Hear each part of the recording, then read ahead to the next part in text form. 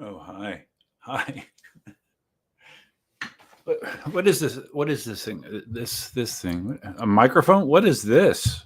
How does this work? I need to look at the instructions or something. I don't remember how this shit works, man. It's been a long freaking time since I've done a conventional live stream.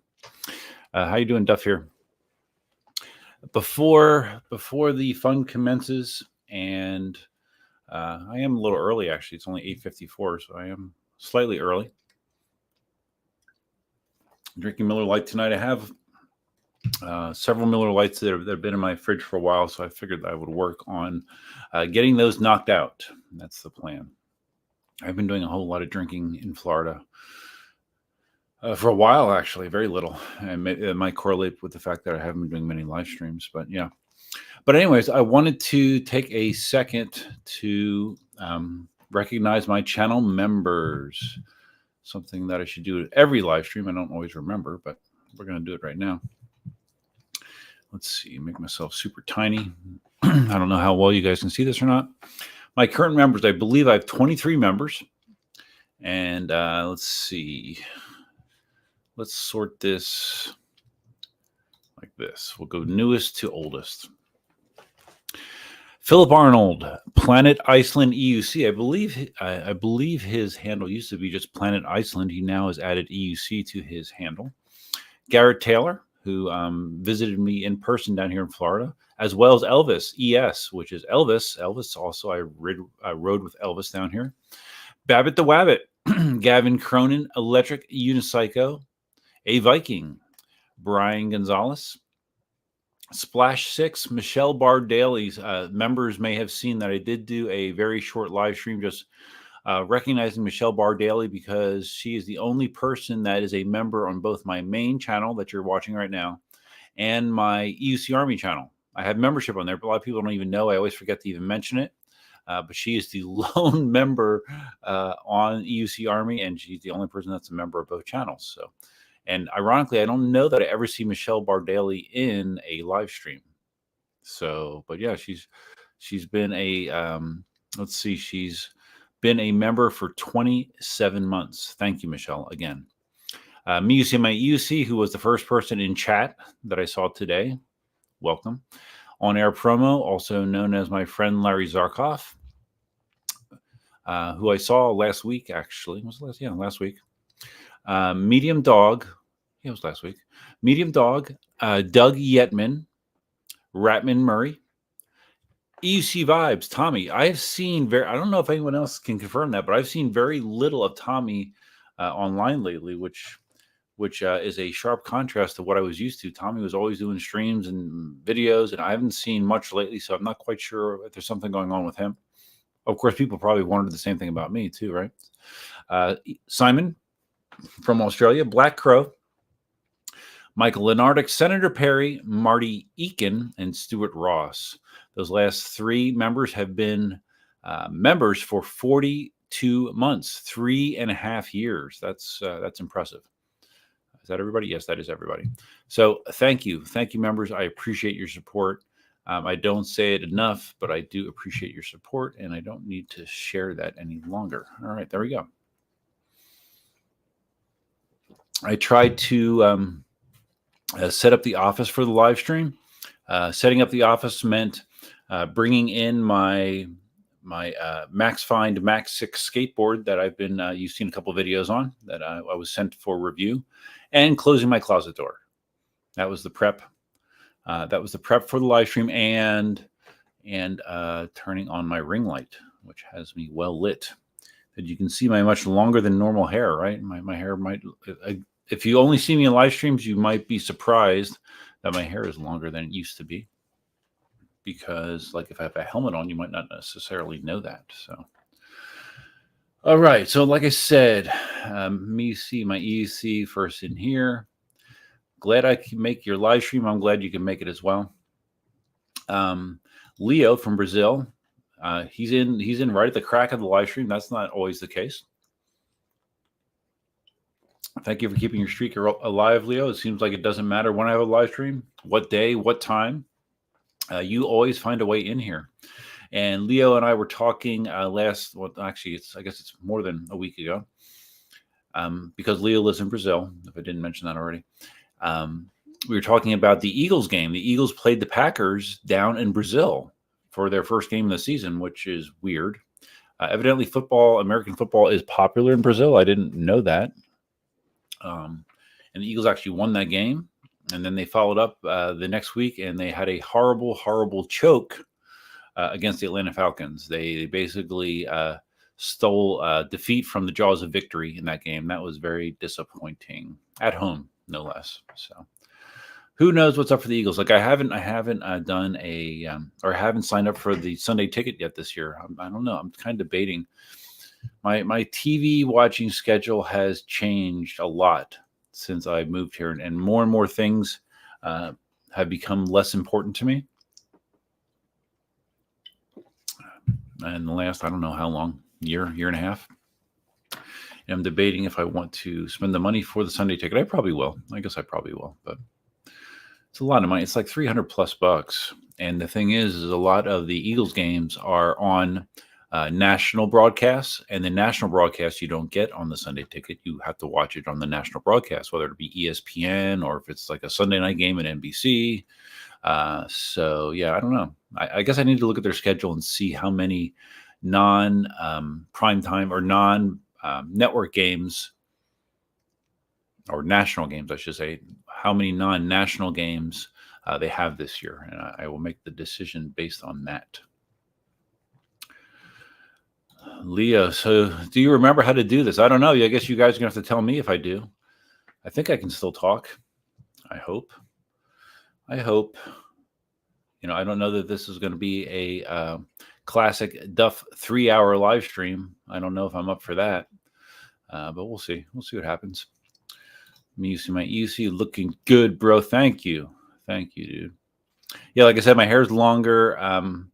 It was longer than this actually, but it was kind of because I hadn't gotten a haircut since the beginning of July, and then this week, Tuesday I went and I said I want to keep the length, but just it was getting crazy. It's getting crazy. So now it's more manageable. I think it looks better. Have a little bit of product in here to keep it looking more, I don't know, whatever. But yeah, thanks. I appreciate it. Compliments are always appreciated. My UC. Our Master Jim. Whoa, Duff Stream. Yeah. It's extreme, right? Larry, hair looks better longer. Well, thanks, Larry. I've heard that before, possibly from you. But I mean, it's longer, but it's more. I don't know what the word is. I don't know. It's more kept right now. And I've gotten compliments from work as well. People at work saying, "Oh yeah, looking good." I'm like, "Okay, good, thanks, appreciate it." Stan Duff, did KingSong scrap the F-22? No, not that I know of. I thought I saw a video. Was it at like one of the PEV conferences or something? I thought they had an F-22 there. No, I don't believe they scrapped it. Where did you hear that, Stan? I did not hear that. Sensei Vegan is here. What's up, buddy? I mentioned Sensei in my last Max 6. Who am I bouncing? I'm bouncing the desk. I mentioned Sensei in that last video because he was talking to me about the idea of getting an electric skateboard where he lives. And he lives in New Jersey, and he is surrounded by a bunch of shitty roads, and I don't know that it would be that enjoyable.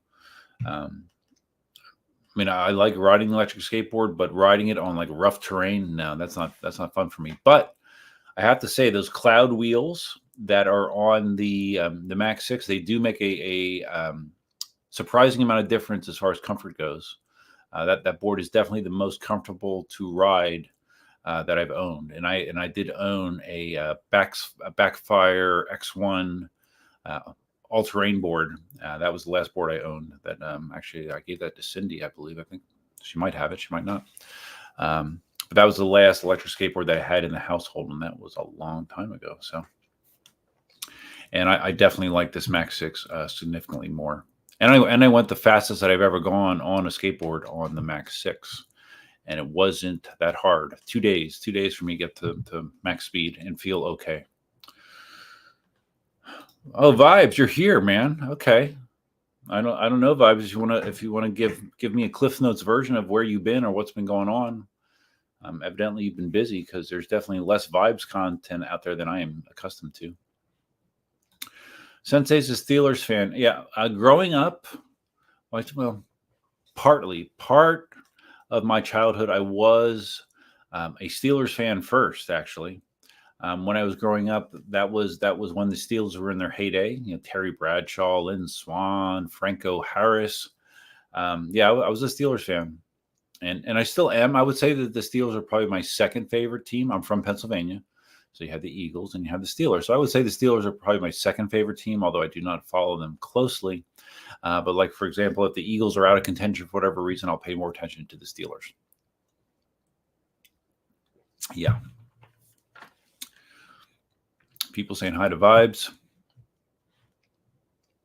Stan, looking younger, bro. You must have found your EUC queen. No, it's all the Botox, Stan. I've been undergoing a extensive Botox regimen, hair plugs. What else? HGH. Yeah, you name it, I'm sticking it in. Ditto Head, great to see you. Yeah, I mean the last formal live stream I did, I had like a little screwy one during the tropical storm on my phone, I believe. But the last formal one is the number 100 live stream that I did out in California with Larry, Dawn, Roger, and Marty out there. We did that in Roger's office. It was a big to-do, and it's funny. It's ironic. This week, Marty posted something. I don't know what site he used or tool that was used, or I don't even know if he did it or someone else did it. But basically, they submitted, I guess, the URL to the live stream, and that live stream was ingested by some sort of AI process, and then the AI spit out basically like a podcast summary of my podcast. Where it basically tried to take little bits and pieces of what it interpreted from that podcast and then talk about it almost like it was like two, I don't know, it was like a male and a female voice. And at first I didn't know what was going on. And I kind of thought it was legit, but then as I listened more, I realized that it was definitely something that was generated by AI, but it was still interesting. It was definitely interesting. But it's funny, like it got details of the stories pretty much right, except there's multiple cases where it attributed a story to the wrong person, which was kind of funny. Like I think at one point it said that Dawn hated the 16X or something like that, which I'm not quite sure where that came from, because I don't think anyone said they hated the 16X. And in fact, Aaron loved the 16X, so I don't know. But still interesting. But anyways, my point is that live stream happened in July, early July. Yeah, without checking a calendar, it was early July, and now we're approaching the end of September. It is 9/20, so it's been a while. I've been busy. Let's just say I've been busy. Vibe says maybe a board with off-road reels like the Bamboo GT had. Yeah, I mean, yeah, they're boards that have tremendous off-road wheels, high level suspension, which can handle lots of different terrains, but they are pricey, really pricey. Yeah, the Max 6 is good for me. Sometime this weekend I want to get out and try to ride the big greenway. I rode the short greenway around me this week, which is only a couple miles. I want to ride the big greenway, which has hills, it has different terrain, it has path, it has boardwalk, it has street. So I think that would be kind of fun if I did that. And maybe I could ride it all the way down to the beach, maybe. I don't know. That would be ambitious. But it does seem to get very good range. It's rated for 31 miles of range, but that wouldn't be in top mode 4, high speed mode, which is what I was in.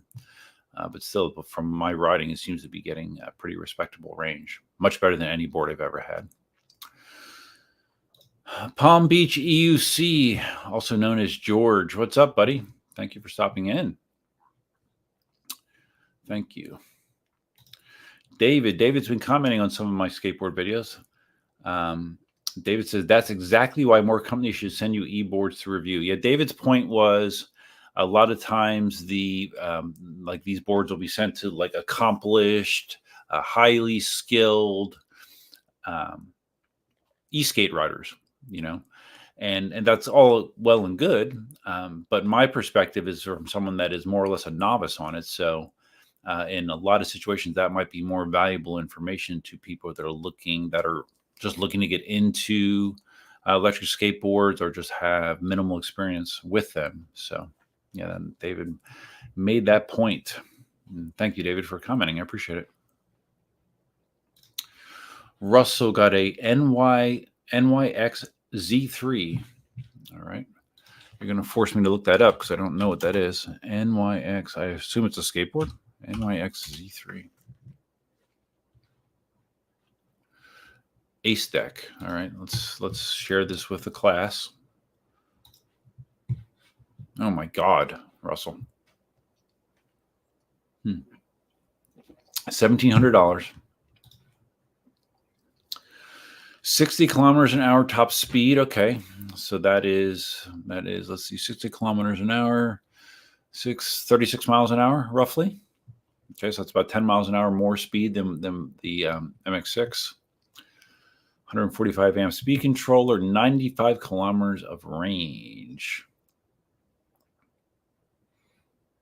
Yeah, like those kind of boards you can take pretty much anywhere.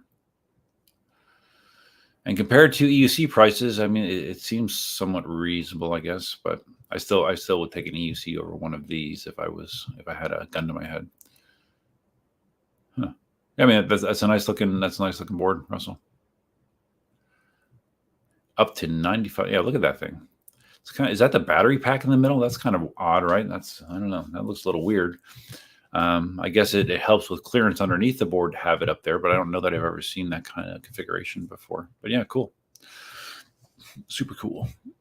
Moderately terrifying. Well, I mean, when I got on the M6 or the Max 6 or an M6 Max 6 for the first time, just because I'm not accustomed to riding electric skateboards anymore, it was moderately terrifying even on that, even going slow, just because I was unsure of myself. I wasn't sure if I was bracing enough to accelerate. When I started to brake, I wasn't sure how it would be. But like I mentioned in the videos, the speed controller on that board is very forgiving, and yeah, I really felt comfortable on it much quicker than I thought I would.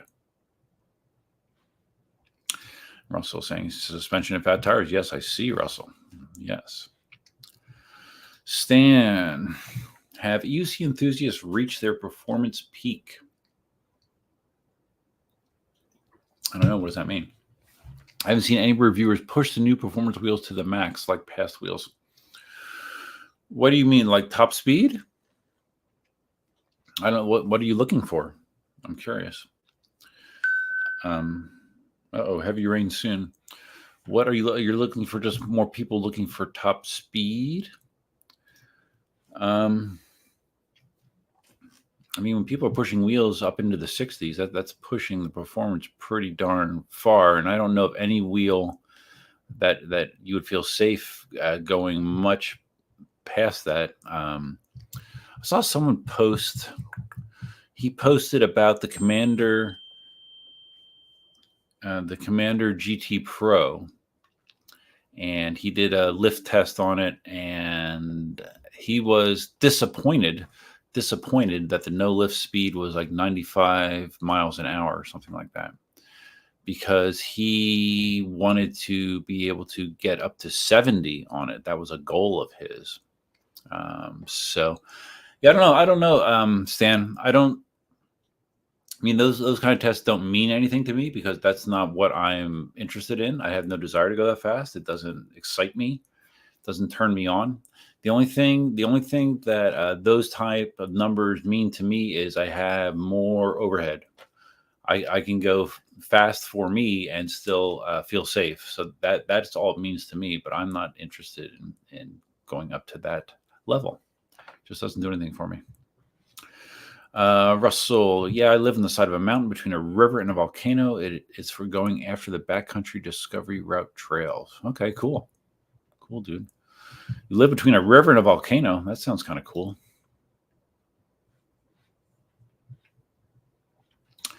Larry posting a ad, and not really an ad, but just a heads up about everyone's familiar with Marty's LA tour that he's done for, I don't know how many years he did it, 5 years, 6 years, and he stopped officially doing it last year. Roger's taking it over. There's some twists to it. It's the same general time frame, mid-October. I don't have the official dates, but I think it's like a total of, if you do everything, isn't it like 7 days or 8 days, Larry? It's a lot. It's long. And I was loosely entertaining the idea, but no, my plans have changed. I'm not going to be doing that. But even though I think I probably could at this point, I probably could. Oh, and Larry did mention that Roger also I don't know if it's finalized. I know he was talking about doing it, and he probably did. But he's renting out the Apple Valley Speedway for people that want to get their feet wet running around a track. But there is a cost associated with that. That is not included. You would have to pay extra if you wanted to do that. I am aware of that. So, yeah. Reach out to Roger. I don't know that there's a website for it or not, Larry. I'm not really sure. Yeah, 8 or 9 days. Marty's used to be 8. Maybe Roger's is more. I don't know. I do not know. Michael Maverick.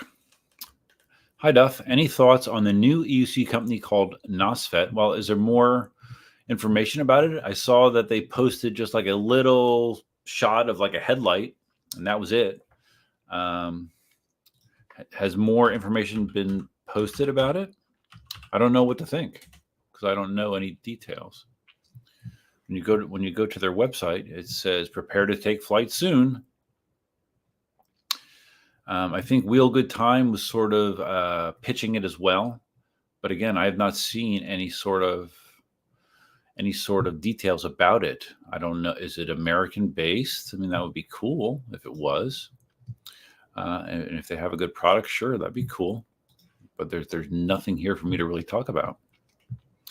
I think he did hint that there's like a well-known name or a well-known company involved or something like that with this NOSFET, but I don't know any details. So unless you guys have more information than I do, if you do, feel free to share it and I will comment on it. But I don't really know anything exciting. Russell lives in Oregon. Do you live near Mount St. Helens? I was there shortly after the eruption back in when was that? In the 80s? I had it. No, I think it's still at work. I actually have a small little container of the volcanic dust from that eruption, and I believe I have it at work. I've had it, I would think I was 14 when I was out there, so I've had it for 40 years plus. 40 years plus. Larry, no website for Roger yet. To my knowledge, he really hasn't promoted it, but I love the t-shirt he's doing. Yes, Larry loves it. Not everybody loves it though, Larry, right? It is a different t-shirt than anything Marty ever did, for sure. Yes, Planet Iceland. There are volcanoes in Oregon, as I just mentioned.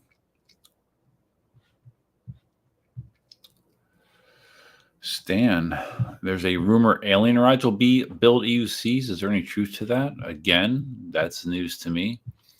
That sounds like I don't know. That sounds like a risky proposition. And my assumption is alien rides. I don't know how well they're doing in general. I don't know in general how well any EUC dealer is doing.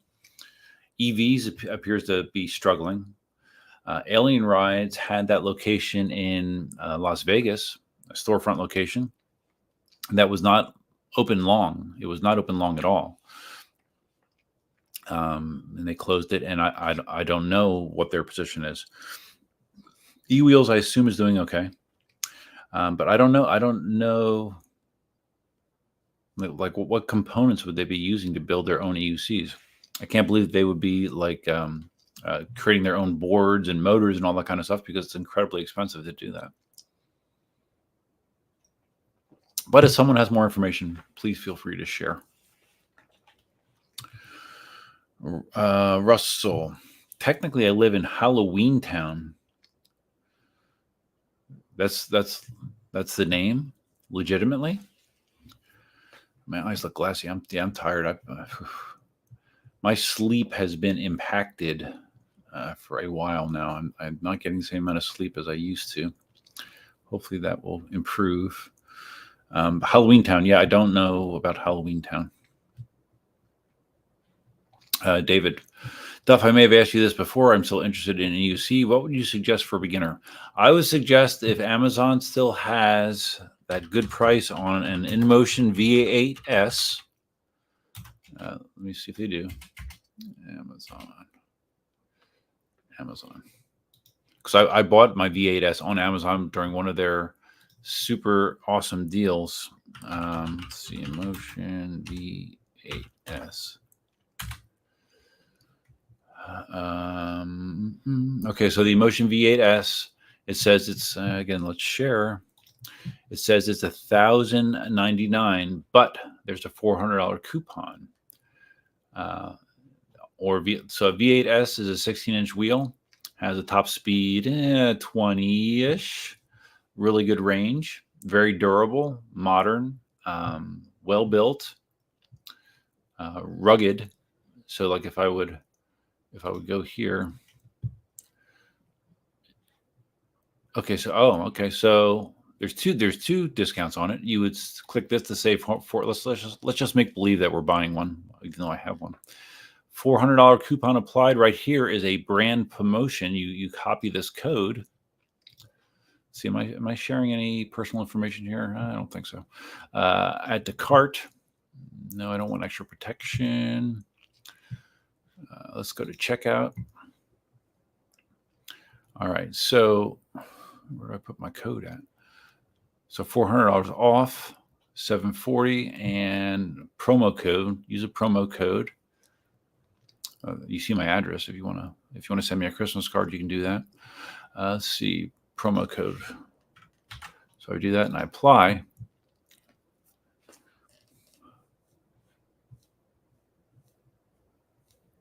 Okay, successfully apply the promotional code to the order. Did I? It doesn't seem like it updated.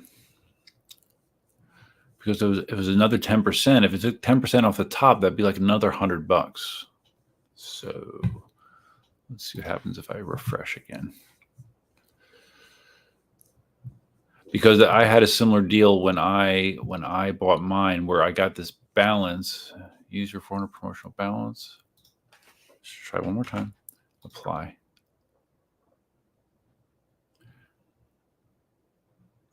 Okay, it says it cannot be entered. So maybe you got to pick.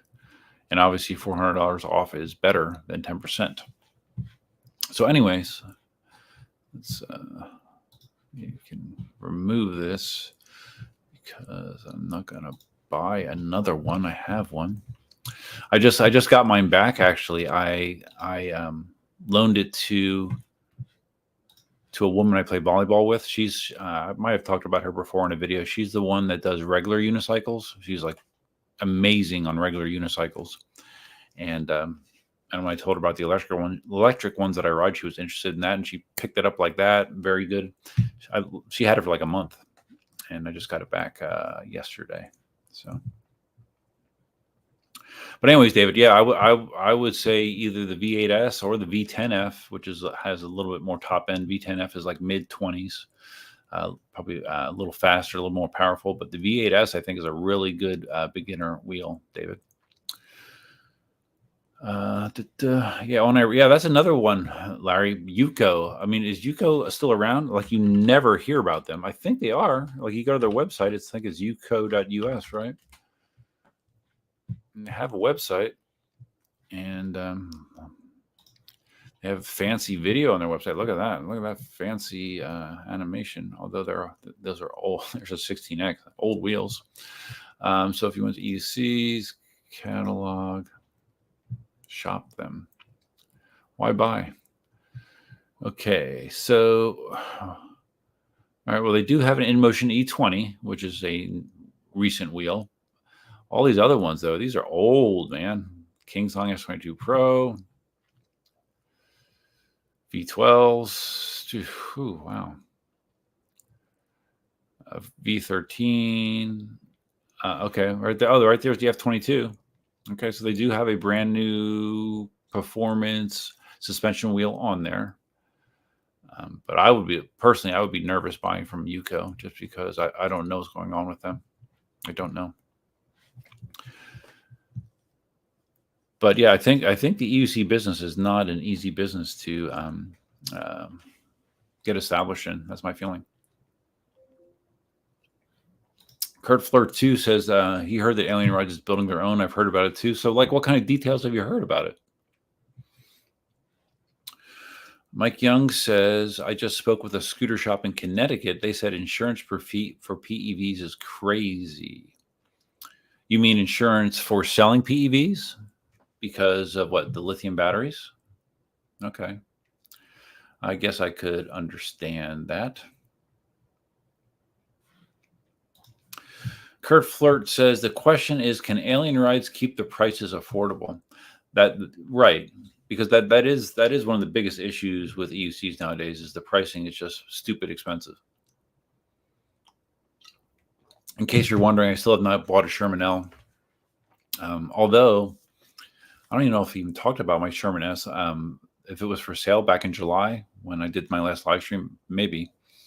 But I do have a tentative arrangement to sell my Sherman S. I'm doing kind of a non-standard deal where someone is sending me a deposit to hold it, and then in a couple weeks, and it's a check. This is old school. It's a check, and then within a couple weeks, he's going to pay the balance, and then I will send it to him, and then my Sherman S will be sold. But I still don't know that necessarily green lights me to getting a Sherman L, because the Sherman L is almost $4,500. Which just in theory aggravates me. So I don't know. And I've been spending a lot of money lately, so that is a factor as well. Michael Maverick, beginners go with a Falcon. For me, as easy as my V5F. I love it. Yeah, I rode a Falcon when I was out in California. Yeah, it is easy. I mean, I only rode it for, I don't know, 5 minutes. Felt a little squirrely to me, but that's because I only rode it for 5 minutes. But it's a relatively powerful wheel, small form factor with suspension, so that is a nice combo. I know that Inmotion, I don't know if this is a joke or if this is a real product. Inmotion, I saw pictures of an Inmotion wheel that looked like a box, basically, like a squared off box, but supposedly has suspension. So I'm assuming it has mid-mount suspension like the Falcon. I think that's a real product, but I don't know anything about specs, release date, what the deal is with it. But I did see that in social media on Facebook, I believe. Planet Iceland, 400 off coupon. Yeah, no, but yeah, that is, and they've had that deal going for quite a while, it seems. You bought the E20, that is $350 after coupon off Inmotion's site. So you bought the E20 for what reason? Just for like a kid or for yourself? I was offered to get a free E20 by Inmotion. I would have to review it, and they had this long list of requirements to do it. And I mean, I understand they're sending you a wheel for free, so that they I guess they don't want to give you carte blanche, but I mean, there were stipulations in there that I didn't like they were basically telling me how to shoot the video, what to say, and before I could release it, I had to run it by them. They had to see it first, and I don't like that, because when you agree to those kind of terms, then you're basically allowing them to dictate your opinion. So I just kind of ignored that and did not follow up in that order, or on that offer. I did not have similar restraints with the skateboard behind me. Yeah, I like to review things, but I would like to give an honest review and not have to be bound by the manufacturer, because I think that will lead to dishonest reviews, in my opinion. Planet Iceland says, with the E20 been loaning and allowing people to try it a lot. Okay. Yeah, I mean, my opinion on the E20 is it's not a wheel for someone like me, or it's not a wheel for anyone that knows how to ride already. But I think it does have the potential to be a gateway to get more people into electric unicycles. I know Dale and I chatted about that, I think, when he was on the live stream. His opinion is it's not a good thing because riding an E20 doesn't accurately simulate riding a single-wheeled EUC. And he has a point, because the way that the configuration is on an E20, you can basically stand on it still and it will keep you upright. And electric unicycle will not. So he does have a point, but I still think overall, for the price, it's not a bad idea. Oh, I was just talking about you, Dale. I didn't even see you were the next comment down. Hey, buddy. I think I'm about ready to go grab beer number 2. Let's see. I don't know how much I want to drink tonight because I am supposed to go to a party tomorrow at a guy I play volleyball with. He's like a pilot, has like I guess a really nice house, and he's invited a bunch of people to play volleyball and other friends of his to go there tomorrow. So I don't really know what to expect. So I don't know how much I want to drink tonight, because I will probably need to drink tomorrow to be more socially comfortable. But usually alcohol will help me do that. Maybe that's why I drink a lot when I live stream too. It helps me. I don't know. Even though this is different, I don't feel nervous talking to a microphone and a camera. But Russell Zauner, V10F is pretty close in price to the Falcon too. Yeah, like the V10F, to me, like having a bigger wheel like a V10F is more suited to like the process of learning how to mount, because the Falcon is lower. Like one of the problems I have with the Falcon is because I have long legs. I don't have a lot of space on the side of the wheel to brace my leg, because usually when you mount an EUC, it involves your mount leg, the leg that's already on the wheel, bracing against the case.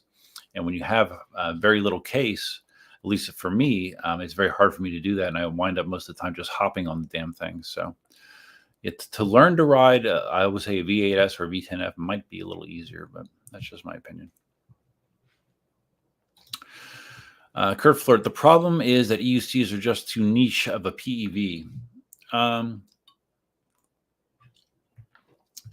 Yeah, well, like when you compare it to like a scooter or even a one-wheel, I think the reason that they're more niche is because they're not as easy to learn. I've talked about this before, and there's so many people in the world that they don't want to put much effort into anything, and there are some people that have a natural ability to learn to ride an electric unicycle very fast. Like in one session, they could be rolling, at least doing basic rolling and turning and stuff. That wasn't me, but I think that is what limits it. Well, that and the sky high costs, right?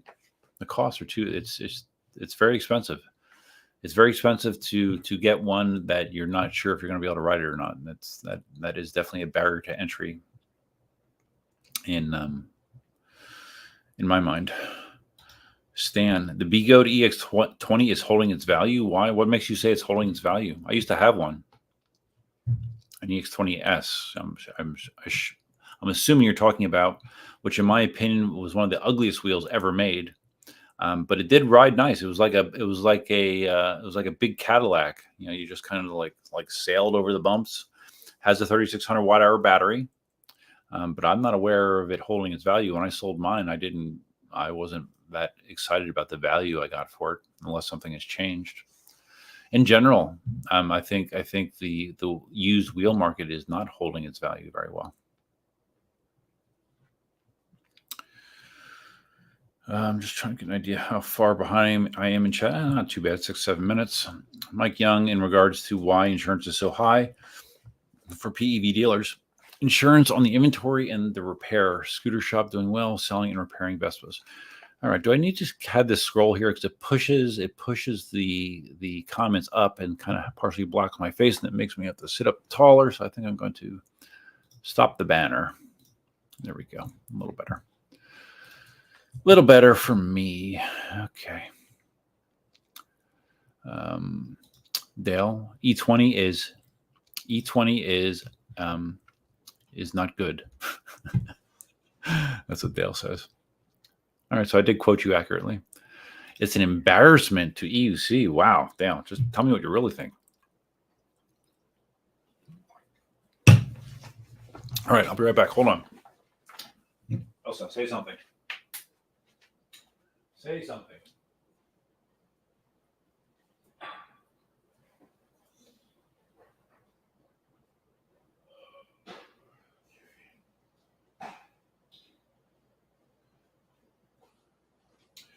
Did anyone notice my shirt? My No Skill Zombie Rider shirt? Larry Zarkov is the only other owner of one of these, as far as I know.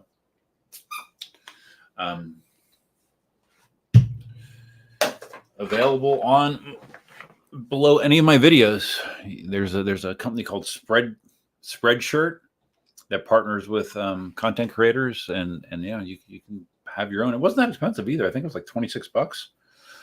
It's not that expensive, and it's a good quality shirt. It's soft. It fits well. I mean, maybe Larry can offer commentary on his, but yeah, I like it.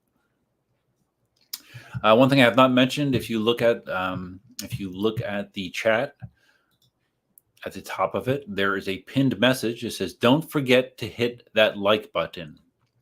So yeah, don't forget to hit it. Hitting the like button helps visibility on the stream. Helps not only bring in additional live viewers, but also replays. If someone doesn't catch it live, it'll be more likely to be recommended if there's more likes on the live stream. So yeah, it's free, totally free, no catch. Planet Iceland, in regard to the E20, newbies love newbie things. Yeah, I mean, I don't feel as strongly about it as Dale does. I don't think it hurts. I don't think it hurts anything, Dale, right? What does it hurt if someone buys an E20?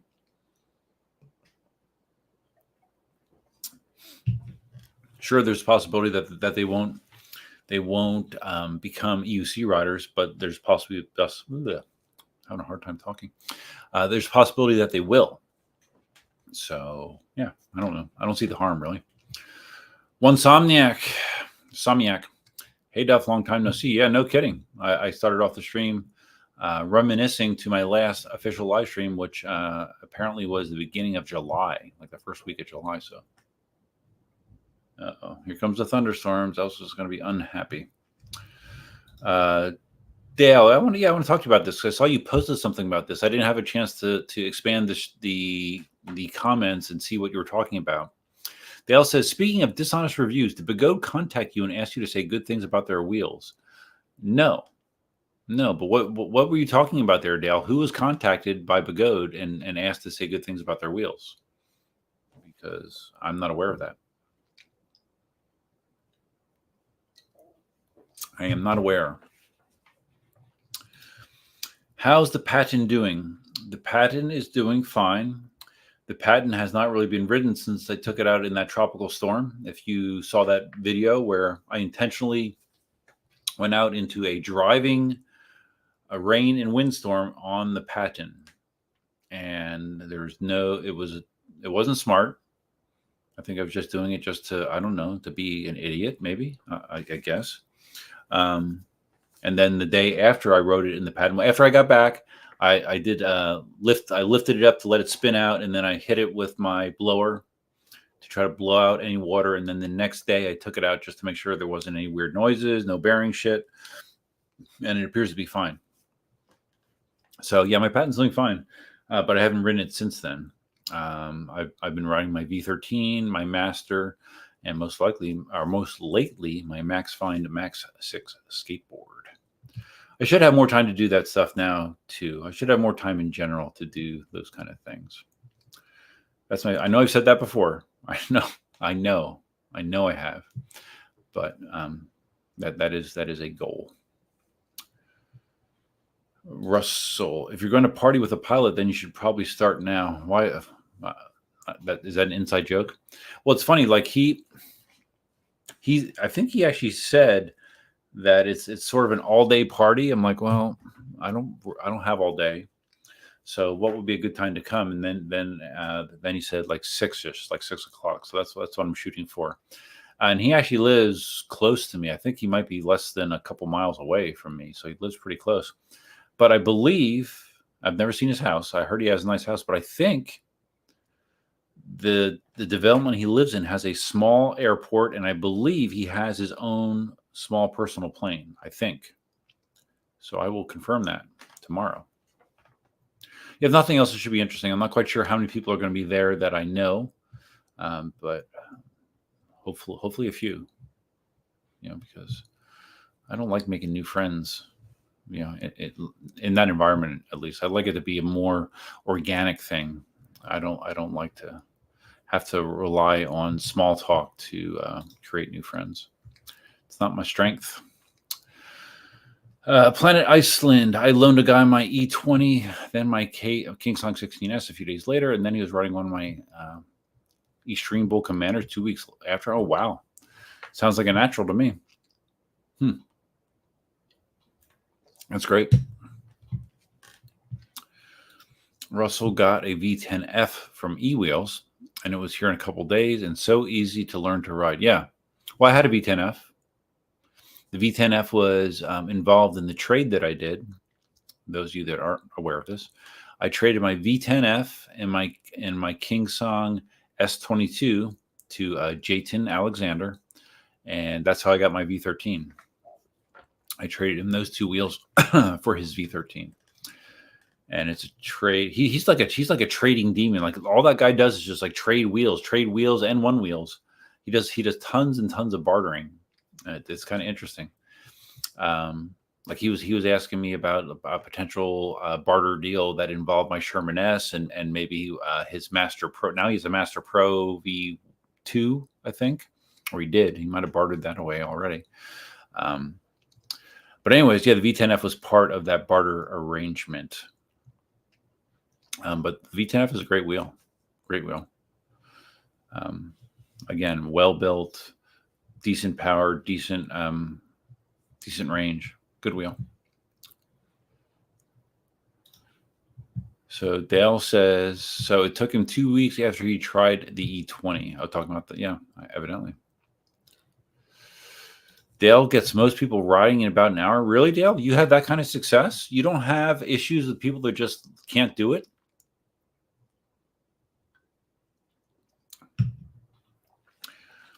I mean, I've never had someone that I've tried to teach not be able to do it. But I think the amount of people that show genuine interest in doing it are limited. At least that's my impression and feeling. Dale taught a 3-year-old E20 is garbage. Garbage. Oh yeah, my voice mod. Shit, I totally forgot about. I am out of practice because I'm not even logged into my voice mod. I don't even know that. Let's see. Let's see if it even works. I don't know. It might not.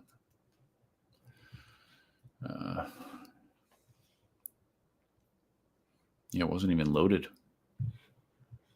I'm not logged in.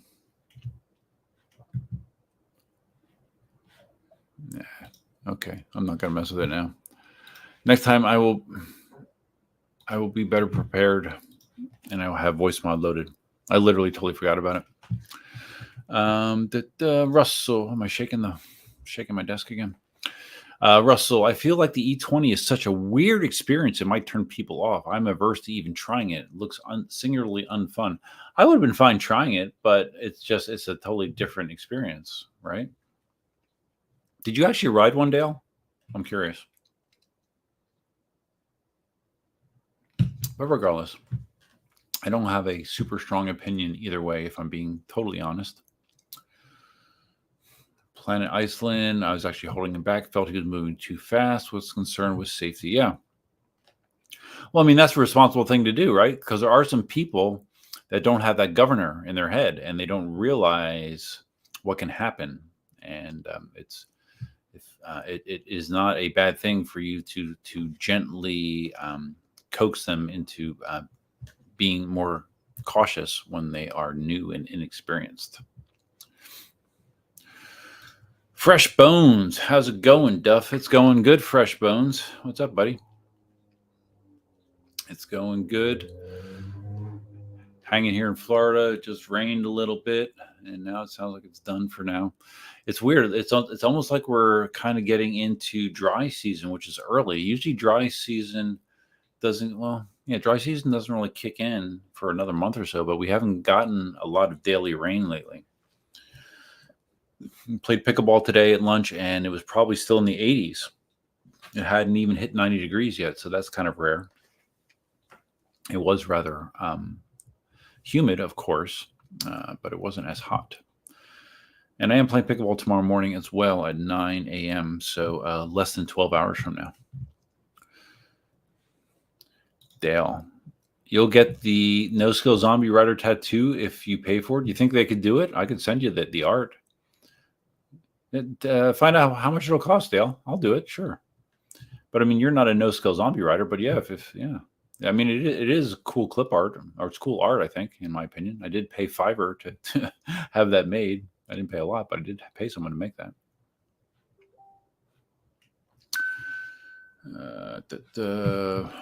Dale just sent me something. Dale, looks like what are you humping the E20 there, Dale? What are you doing? I'm not quite sure what you're doing there. Maybe I don't want to know.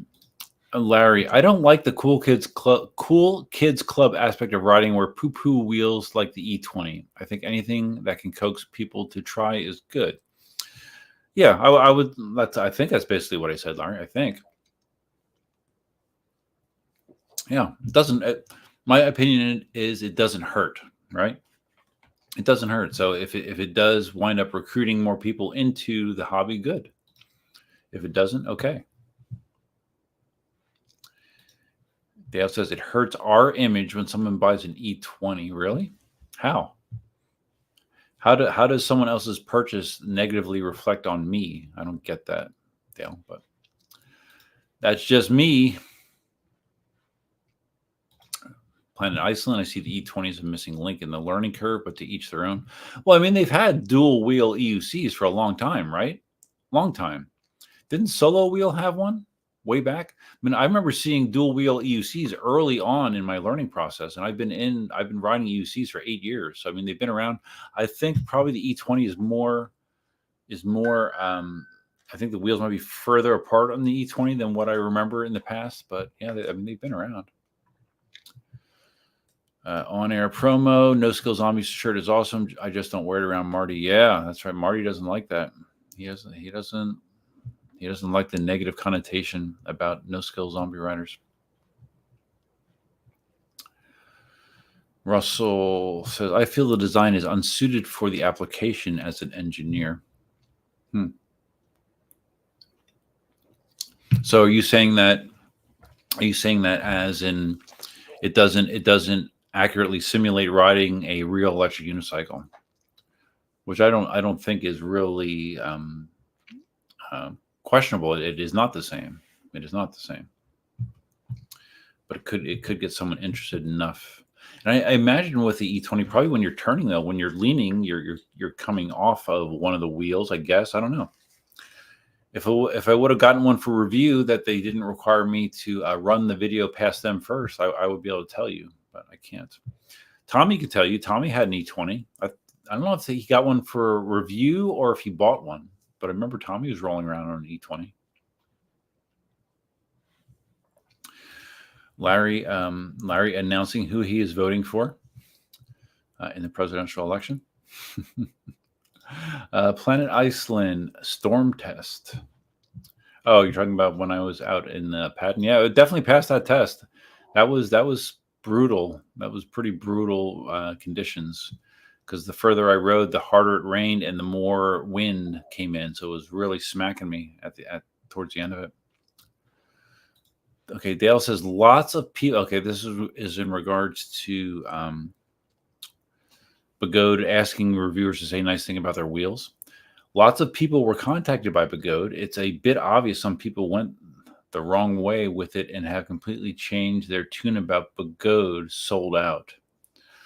So, are you referring to Adam wrong way? You think that he was approached? I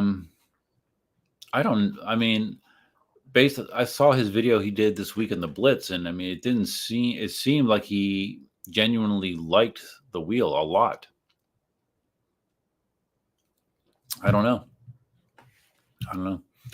But other than him, I don't know who else would be. Oh, well, that's true. Not only did he have a lot of nice things, he said nice things about the Extreme as well, right? And the Blitz. And he posted that video where he was critical of Libra Kim, right? For the cutouts and dips or whatever. But to me, the dipping thing, I think, is kind of blown out of proportion with the Libra Kim wheels. I think a lot of people have seen some of these videos. Like there's one where the guy leans hard and the thing drops him, and he has to lean all the way back to save it. It's doing a death wobble, and he saves it. But I mean, it looks scary, right? But someone also posted that this guy had it on soft mode and had 100% acceleration assist turned on. And once I heard that, I'm like, well, okay, I'm not surprised. If it's already on soft mode and acceleration assist does additional forward tilting, that's what it does, right? It's probably not a good combination. So yeah, they could probably fix it in software so that kind of interaction is not possible. If you're in soft mode and you have acceleration assist on, it doesn't act that way.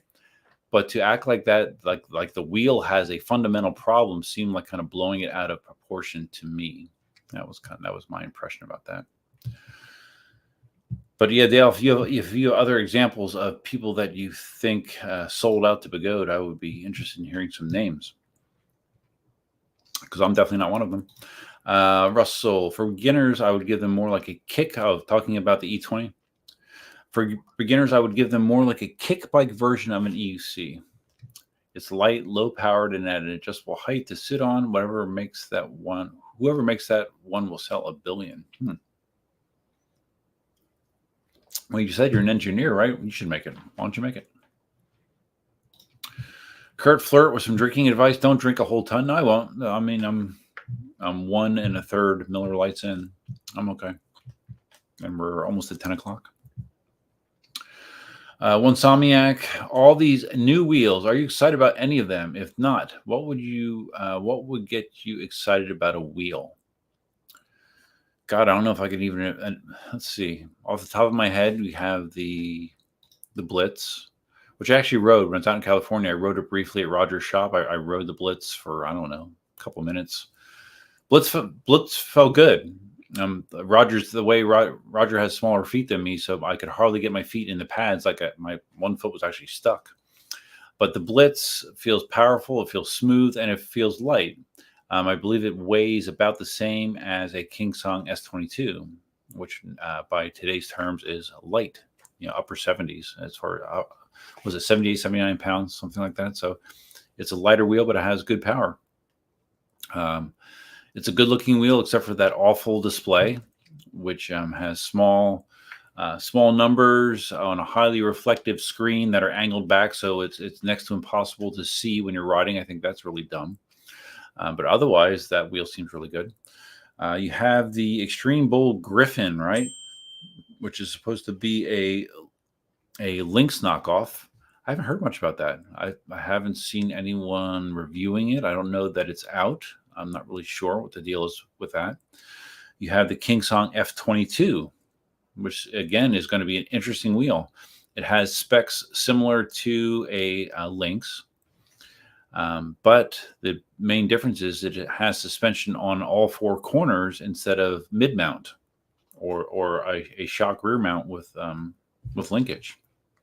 So a totally different approach to suspension. To me, anything is better than the freaking slider roller combo that they went to with the S22, and it's in the S16.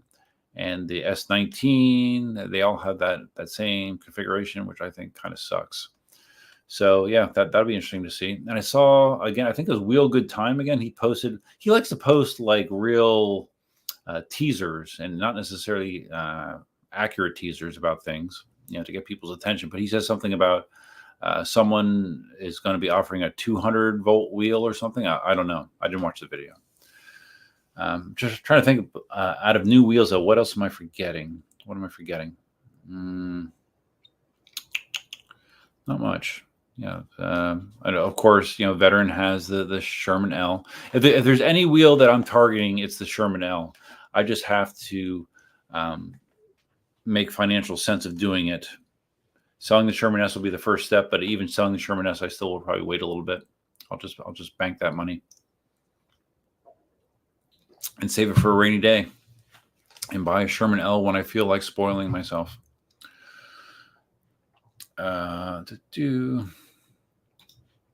Planet Iceland says, if silly little thing like the E20 can hurt our image that bad, what does that say about us? Yeah, well, it doesn't say anything about me because I'm not concerned about it. But Dale is, evidently. One Somniac. I've heard people that play a sport with a racket live 10 years longer on average. Really? Wow. If I didn't have enough reason to play pickleball now, I do. I am excited about that. Yeah, maybe I'll live 10 years longer. I don't know. I'm very accurate. Who's texting me? Oh. I don't know. I think in general, I'm active. Obviously, I'm active, and for my age, I think I'm in a very high percentile as far as being healthy and in shape and active and able to still do a lot of things that a lot of people my age no longer do. So I feel very lucky in that regard. Larry's heading out. He's got to teach his kung fu class. All right, buddy. Thank you for stopping in. I appreciate it as always. Larry's a good friend. He's a good friend. He's helped me with various challenging situations that I've had to deal with, and I'll say mostly for the last coming up on 3 years, pretty much. Maybe a little less than that, between 2 and 3 years. Him and I have talked through a lot of different situations and challenges.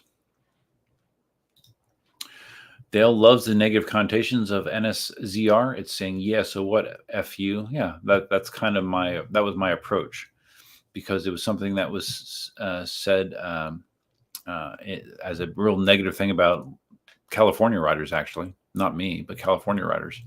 And it said I took that close and I put the two words together because those are two individual insults that they put out there. And I mashed them together.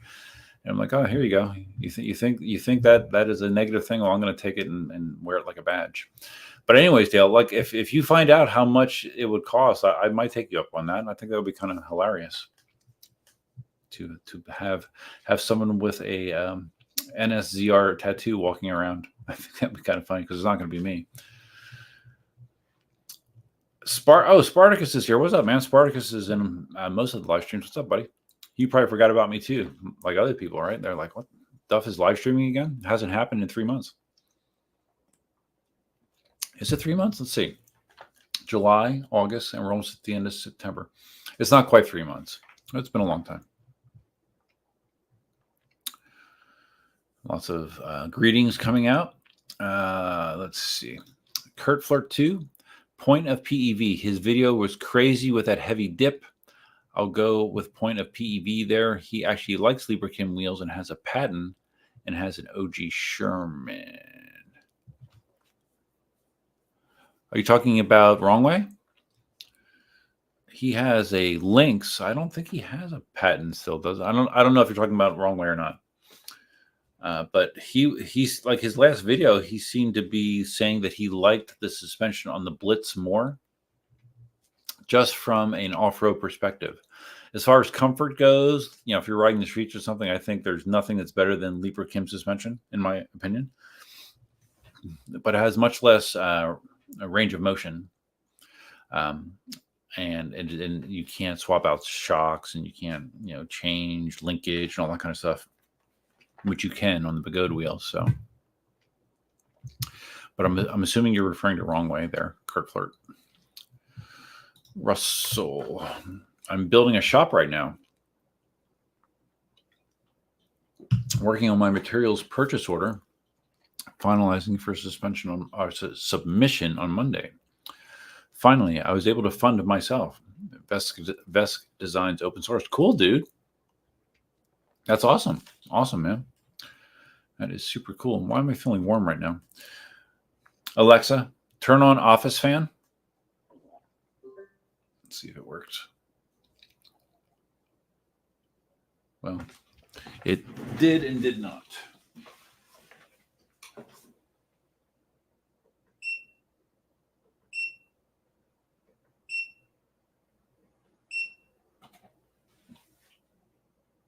Come on, baby. I think you're actually spinning the wrong way, but okay. It's spinning the direction that would pull air up instead of push it down. So I think I just reversed it. I hope. I love being able to voice control things. It's funny, when I was out in California, I was at how many of you people know Alan? Alan's rides with a lot of the California people. It's at his house for like a pool party kind of thing. It's much better that direction. Oh yes, it's so much better. Oh, but it's too fast. Oh shit. Too fast. Let's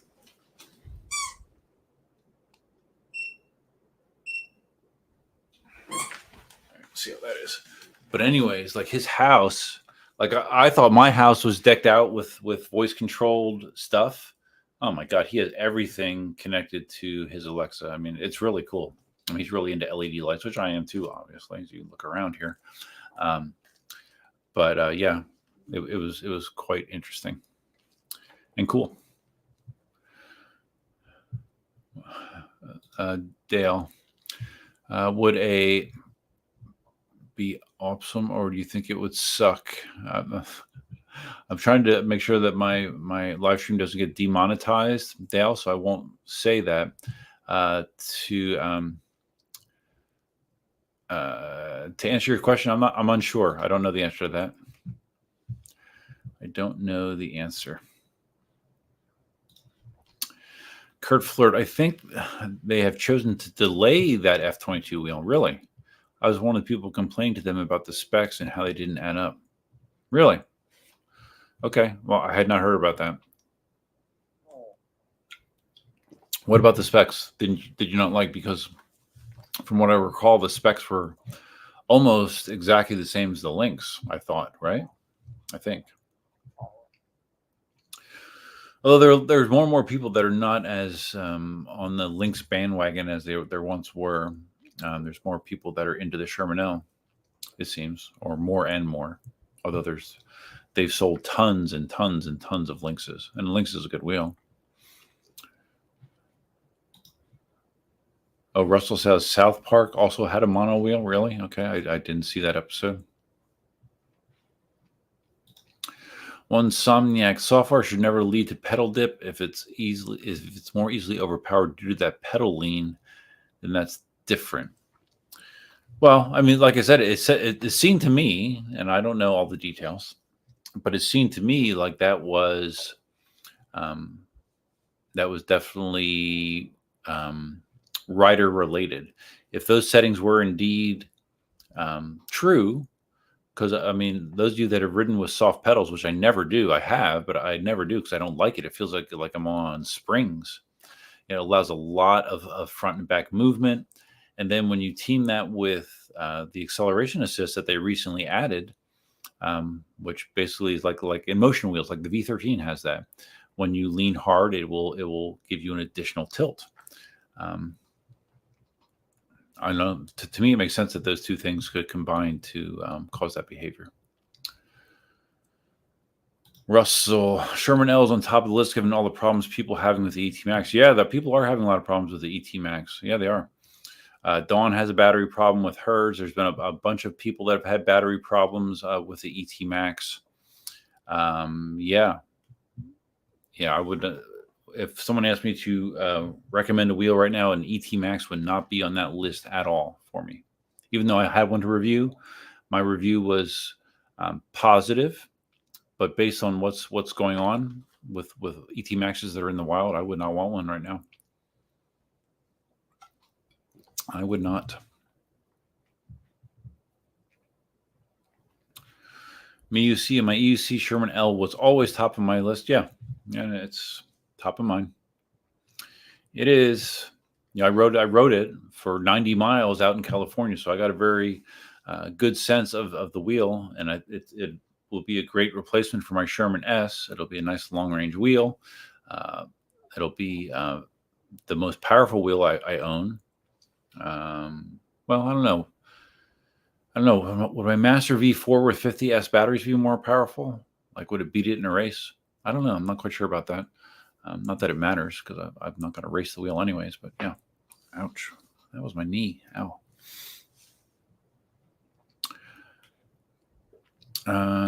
Spartacus, regards to if he forgot about the stream. No, I didn't forget. Just my hands full with a burger. Been here from the start. Okay. Fair enough. Fair enough. Insomniac, all these leaks about wheels. We heard about the Griffin some time ago. Yeah, it's been a long time ago. It's before my last live stream, for sure.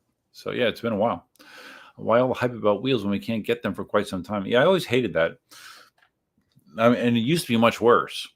Remember when you get wheels announced and it was like a year until you would get them? And you would only get them after that year if you were one of the first people to put in a deposit. Yeah, it was. I hated that cycle, that period of time when they would be collecting money from you months and months and months and months in advance of you ever seeing the wheel. I hated that.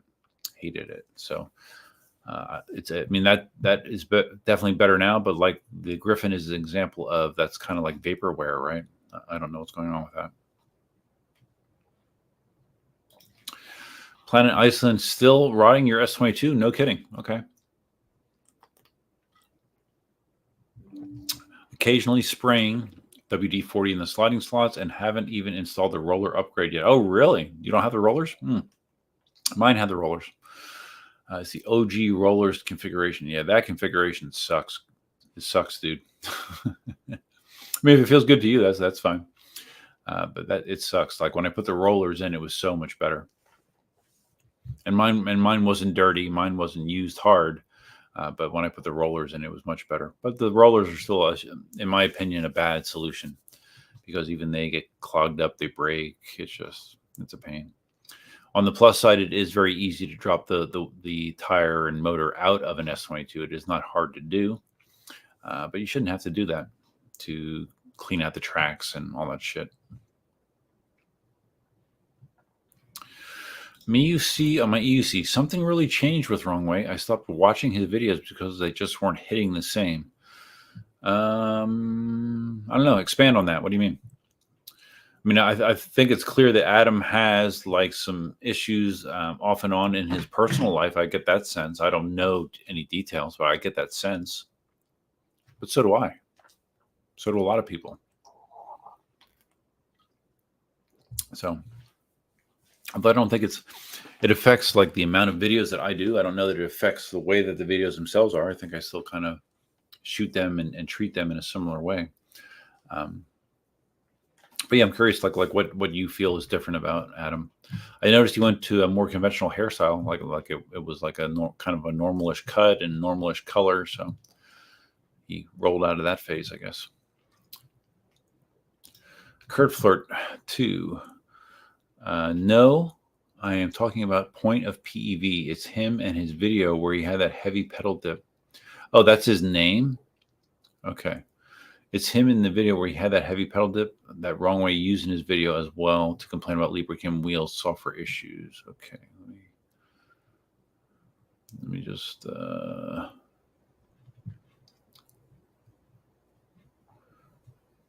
Point of PEV, that video was crazy. I'll go. Oh, I see. Okay, I got you. I wasn't quite following what you were talking about, Kurt Ford. Okay, gotcha.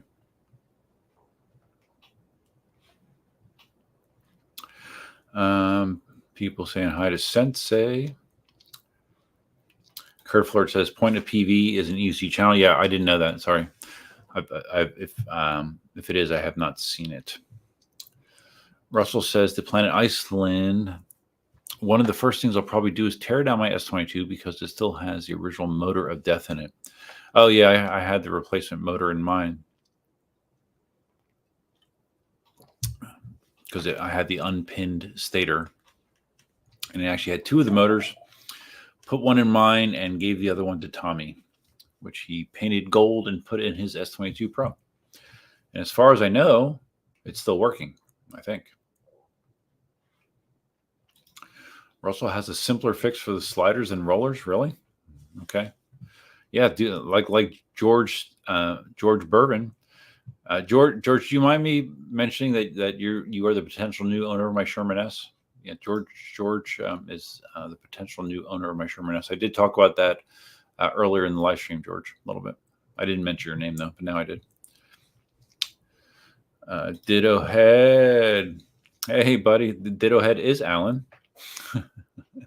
What's up, buddy? It was great to host you for such a fun time. Yeah, it was. I really appreciate it. I had a really good time. You have a beautiful house, and your pool is amazing, and that was fun. Hopefully sometime in the future can do it again. Russell, nobody really trusts KingSong anymore until they deliver a couple new things on time and as promised. Yeah, well, in general, yeah, I would agree. KingSong has a tarnished reputation, in my opinion, all centered primarily around the KingSong. Originally, the KingSong S20, which then became the KingSong S22. I was so excited about that, and I've said this story before. I was so excited about that wheel when it came out. I plunked down my deposit with e-wheels, like, oh yeah, I can't wait to get it. And then the one that Sean had in New York City went up like a firecracker and blew up.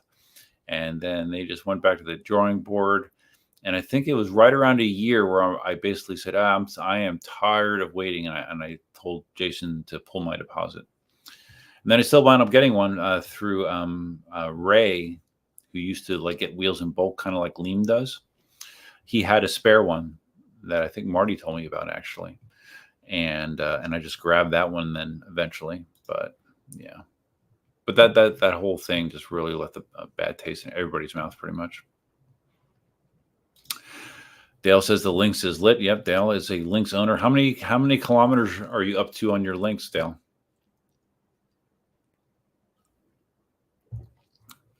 A lot, I'm sure.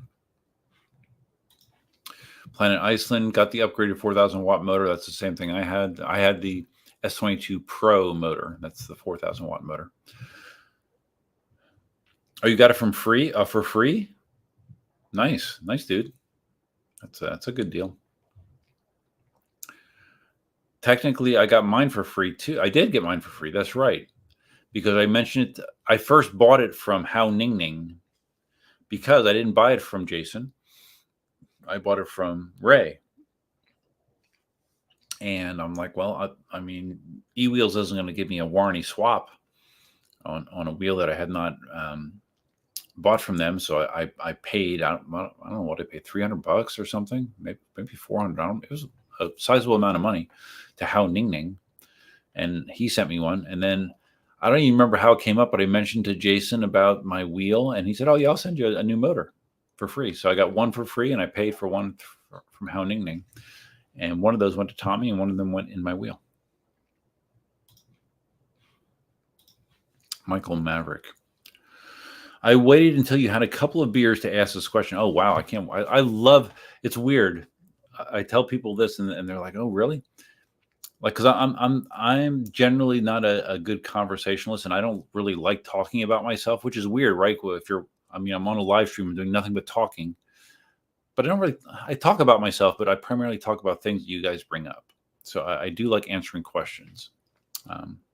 As long as I can answer them. Certain things I can't answer. So let's see what Michael says. Wait until you had a couple of beers to ask this question. What is it like to be a major EUC content provider? The good, the bad. What are a few things layman people wouldn't know about your world? I mean, I have a lot of content. I currently have 2000. Oh, that reminds me. I've never. Oh shit.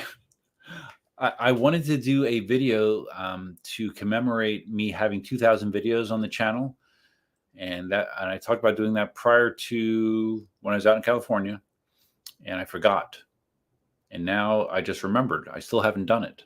I need, and I don't know what I'm going to do. But I currently have 2,052 videos on my channel. That's a shitload. That is a lot of videos.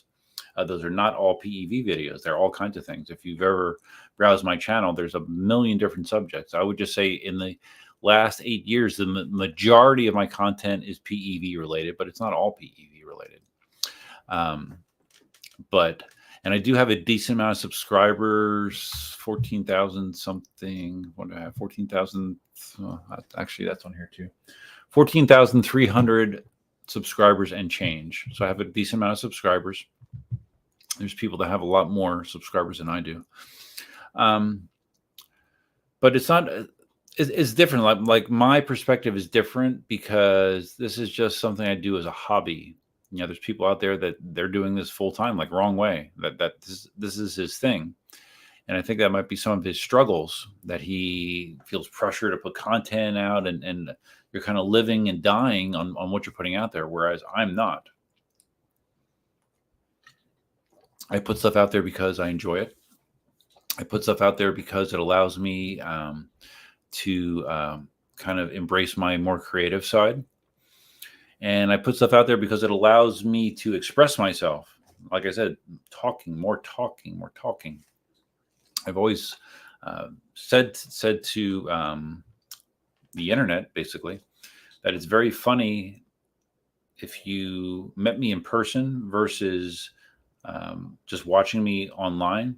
There's a big difference. Now I shouldn't, not 100%. Like when people meet me that ask to like ride with me and hang out and stuff, I have consistently been told that I am basically the same as you see in videos. Like there's no pretentiousness here. I'm not making anything up. I'm not trying to be a certain way. I'm just me. So yeah, I think that's consistent. But a desire to talk as much as I do on videos and on live streams, no, that is not me in real life to just casual strangers. But when you come to hang out with me, we already had that mutual interest, and you already kind of know me, so that kind of eliminates that learning curve or whatever you want to call it up front. So yeah. And I don't know, Michael, did that answer your question? One of the things I get in trouble with is sometimes I overshare. I say things I shouldn't, or most people wouldn't say. So, and I'm more conscious about that now. I kind of pick and choose my words normally more than I used to. I used to think it was kind of, I don't know, it's kind of cool to be super opinionated and controversial and say stuff that will get people riled up. That doesn't concern me as much anymore. George with an up arrow. I guess that means good. Russell to George about the VESC. The VESC has been compatible with EUC style platforms for a while now. Yeah, well, Roger did a VESC M10.3, right? He put a VESC board in an M10.3, I believe. So yes, it is compatible. Roger was talking about making his own wheel.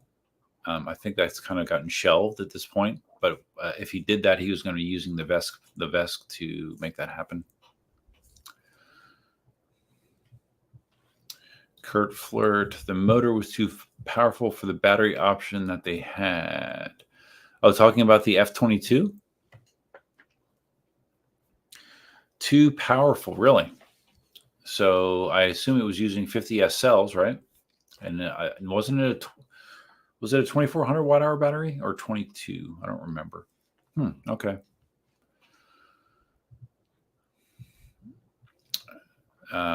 Kurt says a high-powered 5,000 watt motor with a 2,700 watt hour or lower battery isn't going to work. Well, yeah. Yeah, if the range sucks, that's going to be a major issue, especially if the wheel's expensive. The V13 kind of set the bar with that, where the V13 is a cool wheel. I like my V13 a lot. But when it was announced, it was basically one of the most expensive wheels available, and it only could get, if you're doing decent speeds like 50 miles of range, and that was a major knock on the wheel. So yeah, shitty range is never a good thing normally. One Somniac, I saw on Roger's video where Aaron was talking trash on ET Max and the group was rushing him. Oh, hushing him. They were hushing him. Yeah. Well. I mean, there's Roger is like a I would is he would you call him an eWheels partner kind of? I mean, Roger is really tight with Jason and works hand in hand and gets a ton of referrals through eWheels. So maybe there could be a little of that going. That if Roger and Aaron is kind of tied in with Roger right now, because they're kind of like yin and yang. So if Aaron is saying something negative about a wheel that eWheels is selling and hoping to sell a good number of, I guess that could be potentially a problem, right? But that isn't something that I'm concerned about. But yeah, that could be a problem. I don't know. And that's probably why he would be hushed, right? All right, I'll be right back. I'll go quick.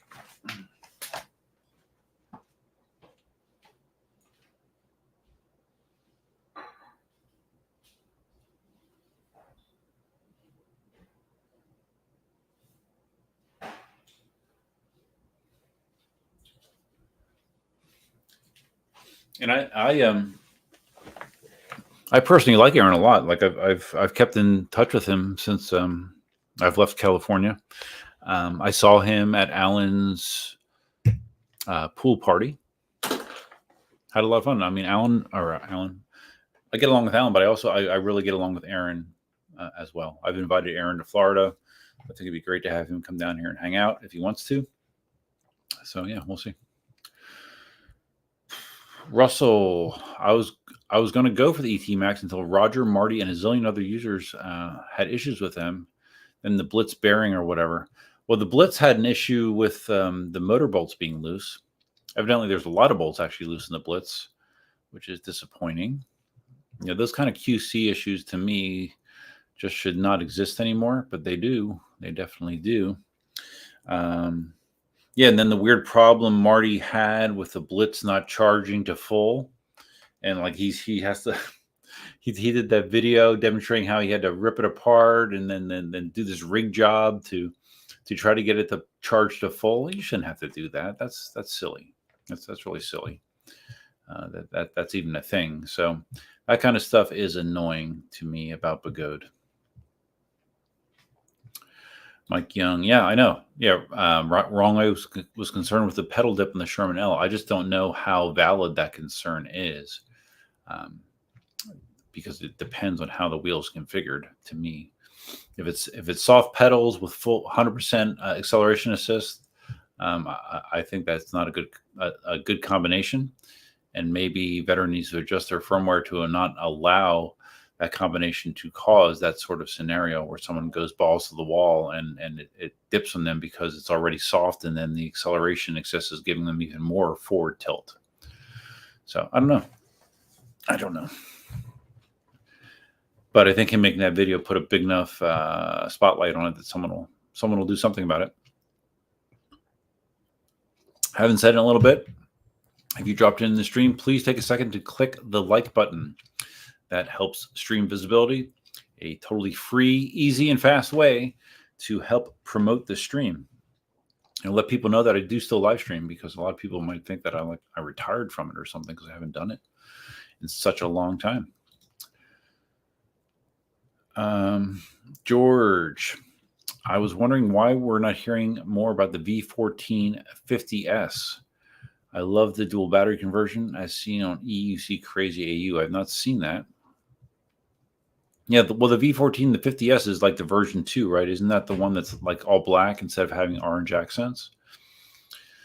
I don't know that Alan's still here, but I know Alan really likes his V14.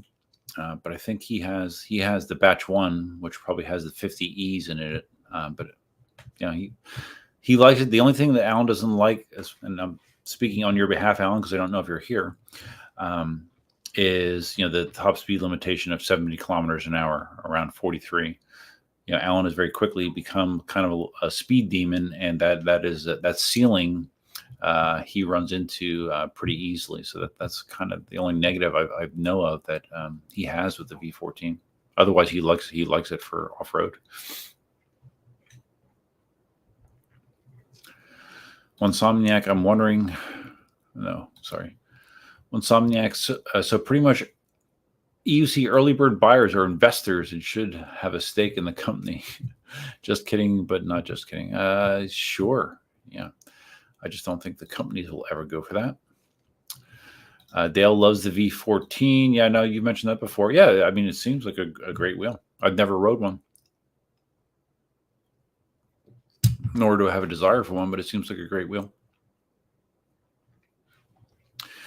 Yeah, for Dale to say this, I mean, because Dale used to be a hardcore KingSong guy. But even Dale says KingSong dropped the ball. They used to be the most reliable EUCs. Yeah, I would agree with that, Dale. Russell says, Inmotion is about the only company besides Leaper Kim that isn't really having drama. Drama? What do you mean, like drama with a current wheel? When the V14 came out, there was some drama. Remember, they released a firmware version that was like making the wheel dip or even cut out, I think. Even over like little minor bumps, like going over like a little tiny speed bump. They had that. They had binding problems in the V14. The suspension was binding in the V14. But as far as I know, the newer batches, the 50S ones, I haven't really heard of anything significant. I'm trying to think if I heard of anything else with Inmotion. I don't think so. But I think Inmotion makes most of their money from all the entry level wheels that they sell, like I showed earlier on Amazon, like a B8S. Dale will hit 10,000 kilometers this weekend. Let's see if this works.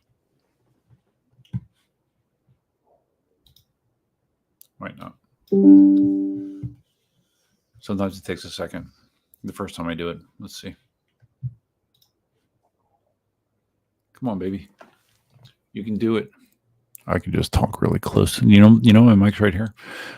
Extreme. There you go. There you go, Dale. Yes, 10,000 kilometers is a little extreme. Yeah. George is ready for a Naples ride. We can celebrate 2,000 videos.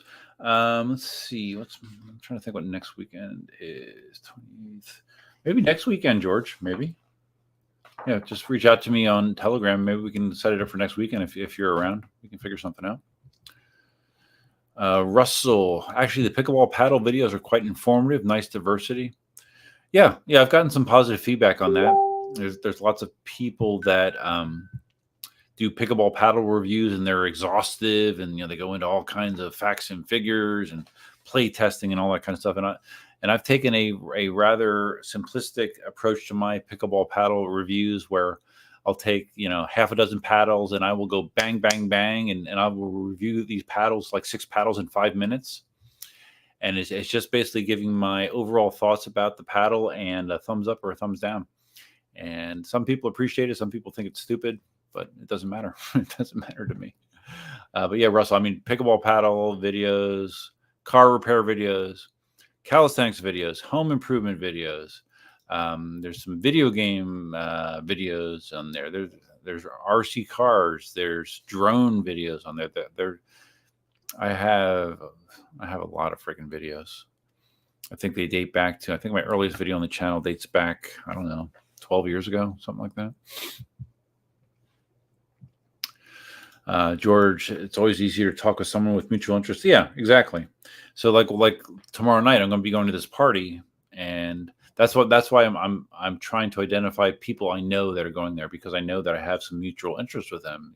Probably playing volleyball and possibly pickleball. So that is nice. So I know one woman is going that I play volleyball with and I play pickleball with, and her and I get along. So if nothing else, I'll hang with her, but hopefully there's other people as well. Dale, if it's question time, I love questions. Give me questions. I like questions that make me scratch my head and think for a second. If it's question time, would you agree that most EUC riders have some form of mental health issue? I've had this conversation with Dawn, and her opinion, and it's something that I kind of agree with as well, is that EUC riders are mostly outliers. That's the word that she uses to describe it. Outliers. They're on the fringe. They're not mainstream, because mainstream mentality wouldn't have you riding a one-wheeled, high-speed, self-balancing device, right? A lot of people think that's effing crazy. So, but does that mean that I don't know if I would call it a mental issue, but I think I think they are wired differently, Dale. That would be my answer. I wouldn't say necessarily a mental issue, but I think that they are wired differently than a lot of human beings. Michael says, I'm genuine. Thank you for tackling my question. You're welcome, buddy. I do my best. Sometimes it's good enough. Sometimes it is not good enough, but I do my best. Russell, someone did a great video of all the cells, including the new Molly cells. That was pretty great. It was a couple hours long, but then it was very technical and thorough. Really? I haven't heard about the new Molly cells. What's the difference? Do they have more capacity? Because that was always a knock on Molly cells. Like, eWheels would sell the Molly cells that had higher continuous discharge rates, but you were always losing capacity to use them. So that, to me, that never appealed to me. But I hadn't heard about what the deal is with the new Molly cells. Planet Iceland says, I was buying an Ace Pro. What's an Ace Pro? Let me see what an Ace Pro is. I don't know. Ace Pro. Oh, a camera. Okay. You were buying an Ace Pro in December, and I felt like donating another one to Wrong Way, but then he was more inclined to get what wanted the action for which he... that was like a voice-to-text mess up there, Planet Iceland. Yeah, I've considered the Ace Pro. I've always been sticking with GoPros. I've had GoPros forever, and for the longest time, I always complained about the GoPros resetting themselves. Always. GoPro, I had a GoPro 7. I still have it. It's cracked, but I have it and it works. I had a 7. I had an 8 that I gave to somebody. I don't remember who I donated that to. I had a 9. I had a 10. I still have... Yeah. Do I have a 9 and a 10 still? I don't know. I'm not quite sure. I definitely have a 9. I'm looking at it. 10, I don't know if I have a 10. But they always had the same problem. And I used to complain about it on videos all the time. You'd be just running along, start shooting, and it would reset for no apparent reason. It drove me crazy. The GoPro 12 has not done that once. It has never effed up. But I found out with the GoPro 12, and I didn't know this, they removed the internal GPS chip, because I guess the internal GPS chip causes additional heat, which more than likely was contributing to those resets that I was so pissed off about forever. So now the GoPro 12 does not do that, but now the GoPro 12 also does not natively support GPS telemetry. I didn't know that. And even though they pulled GPS from it, it still costs the same. So, whatever. I very rarely put speed telemetry on my videos, even though I have people ask me to do that. But I don't know. I don't know that it really adds that much. At least for my, I'm not pushing the limits. So whatever. Planet Iceland says the Ace Pro is a better camera, especially in low light. Yeah. GoPro 12 is better in low light than they used to be, but I've heard good things about the Ace Pro. Definitely. Russell says, stop. I've already blown through my action camera budget and haven't been able to dump one yet. Yeah. I'm trying to think how many I actually have. I have the Insta360 1R, which I hardly ever use. I can't remember the last time I shot in 360 just because it's such a pain in the ass to process. It takes too much time. Got my GoPro 12 right there. Got my 7. I got my 9.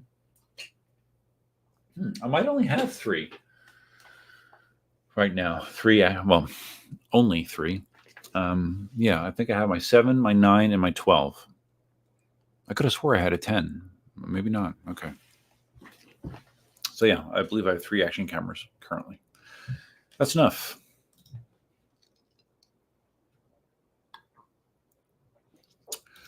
Russell serves you right for picking 128 gigabyte model of what? Camera? What are you talking about? At least with the GoPros, your storage is as big as the SD card you put in it. Are you saying that the Ace Pro is, you don't put an SD card in it? I don't know. I'm confused there, Russell.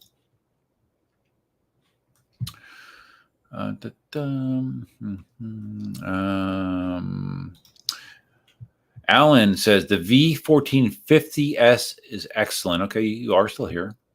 43 miles an hour slow. Yes, I know, for you.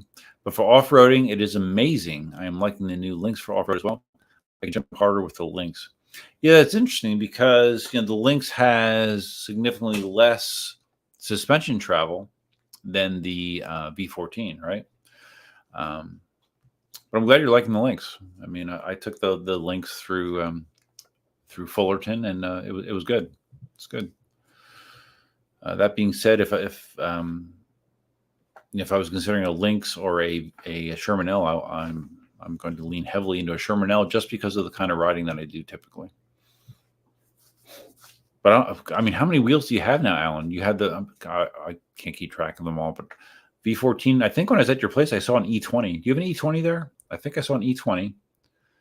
You have an EX30, right? You have the Lynx.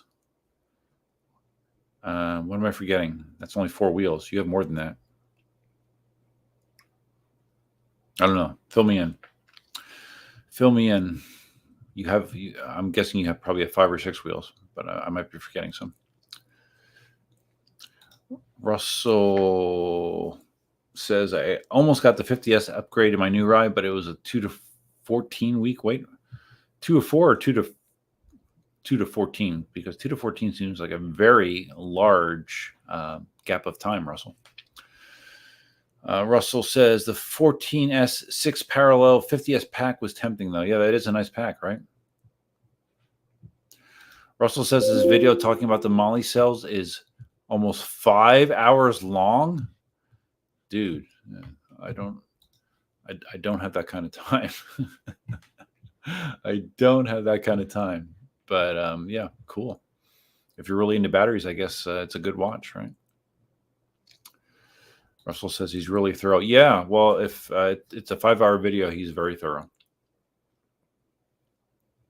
Without a doubt.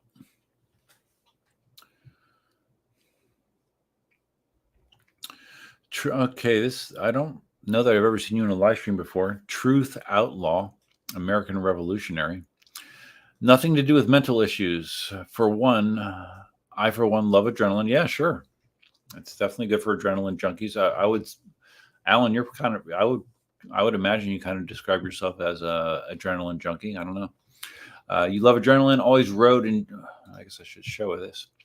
Always rode and jumped on super fast crotch rockets. Now I am 52 years old and get my thrills on AUCs. Cool. I know. Yeah. There's a lot of people that do exactly that. They do get the thrills on AUCs, and it definitely can give you that adrenaline boost for sure. I know when I'm approaching 50 miles an hour on a wheel doing a speed test, it gets you going. It gets your heart rate going for sure. Stan says there's a rumor 200 plus volt wheels will be rolled out soon. Is there any truth to that? I talked about that earlier because I saw a headline by Wheel Good Time mentioning that. I did not watch his video, so I don't know any details about it. Like I said, he seems to me it seems like he likes to titillate. That was the word I was looking for earlier. He likes to titillate a lot. So I don't know. I don't know if there's any truth to that or not, Stan. Stan asks, why are EUC companies pushing voltage when other areas of tech haven't caught up to the voltage chase? I don't know. I don't know if it's primarily just a marketing thing to say, hey, here's the only wheel that's whatever this voltage is. It's kind of a pain in the ass when they do that, though, because you have a ton of these fast chargers that are out there that support certain voltage ranges, and when they keep going above it, then your expensive fast charger no longer supports this wheel with a voltage outside the range of what you have. Speaking of fast chargers, I did mention in a recent video how I have a Roger charger. I have the SC model, the smaller model. It has a cool color screen on the top. Roger recently released a beta version of an iOS app for the charger, which is nice. It really is nice. It has like presets for different wheels. You can, like, if you're the type, if you're going to be storing a wheel for a while, you can say, okay, well, there's a preset even for this. Charge a wheel to 60% if you're just not going to be running it for a while, or charge it to 90%, or charge it to full. And if you put in the type of wheel you have, the voltage is already there for you. So it's nice, and you can stop and start it. You can see all the stats on the app. It connects to the charger via Bluetooth. Works very well. Last time I heard, I think Roger said it's going to be released to full production, because like right now, to run it, you have to run this intermediate app to allow the software to run. But once it's fully released to the store, that won't be necessary anymore. So just a little Roger charger commercial there. Truth Outlaw American Revolutionary. Oh, hi all, by the way. Yeah, hi. Like I said, I don't recall ever seeing you on a live stream before. With a name like that, I probably would remember.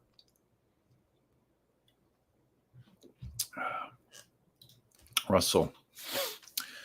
If you want more PEV micro-mobility fun, there's an old geezer putting homemade jets and kayaks and stand-up paddleboards. Really? Yeah, that sounds slightly terrifying. I mean, I've seen those electric-powered hydrofoils. Those are cool, right? Those are cool. They're, at least the ones I've seen, are very expensive, but they're cool. Do I have a desire for one? No, but I think they're cool. Russell says, my first action cam is the Insta360 Go 3S. I just got, you got an X4? Yeah, I was thinking about getting one at some point, but again, my money priorities had changed for a while, where I was just trying to not spend all that much on non-necessary things. I don't really need, I don't know. X4 is cool. It's cool. But you'll never see me riding around with a 9-foot selfie stick like Marty does. So, because I think that's, I don't know. I would feel a little obnoxious if I did that, but to him, it's just second nature, and it's not that important to me to get my entire self in the frame. I kind of like the old school, just shooting the wheel kind of stuff. Either shooting the wheel or turning my camera and shooting myself. I like kind of doing that. Someone just put a super chat in there. I can't see. Let's see, who is it? Who did this? Stan. Stan did a $9.99 super sticker. Hey, thanks, buddy. Not needed, but very appreciated. Thanks. I always appreciate generosity, and that is very generous of you. Thank you, Stan. Very nice. Russell, it was only a few more dollars to double the memory, which I won't do again. More memory also means it will get hotter because denser memory and same footprint. It doesn't die yet, though. Okay, well, that's good, because all my other GoPros always would die. Okay, so Alan giving me his list of wheels, the V14 E30 Lynx. You have a Commander? I did not know about that one. Oh, the V11. I do know about the I do know. I'm having a hard time speaking. I do know about the V11, M10.5, and a few more. Okay, yeah, you've eclipsed my collection then for sure, because that's 1, 2, 3, 4, 5, 6. That's 6 right there, and I think I have 6 all in, but you have a few more. So I always have a hard time naming all my wheels. So let's see if I can do it. The Inmotion V8S, the recently repaired Gotway M10-3. I have 2 wheels in here.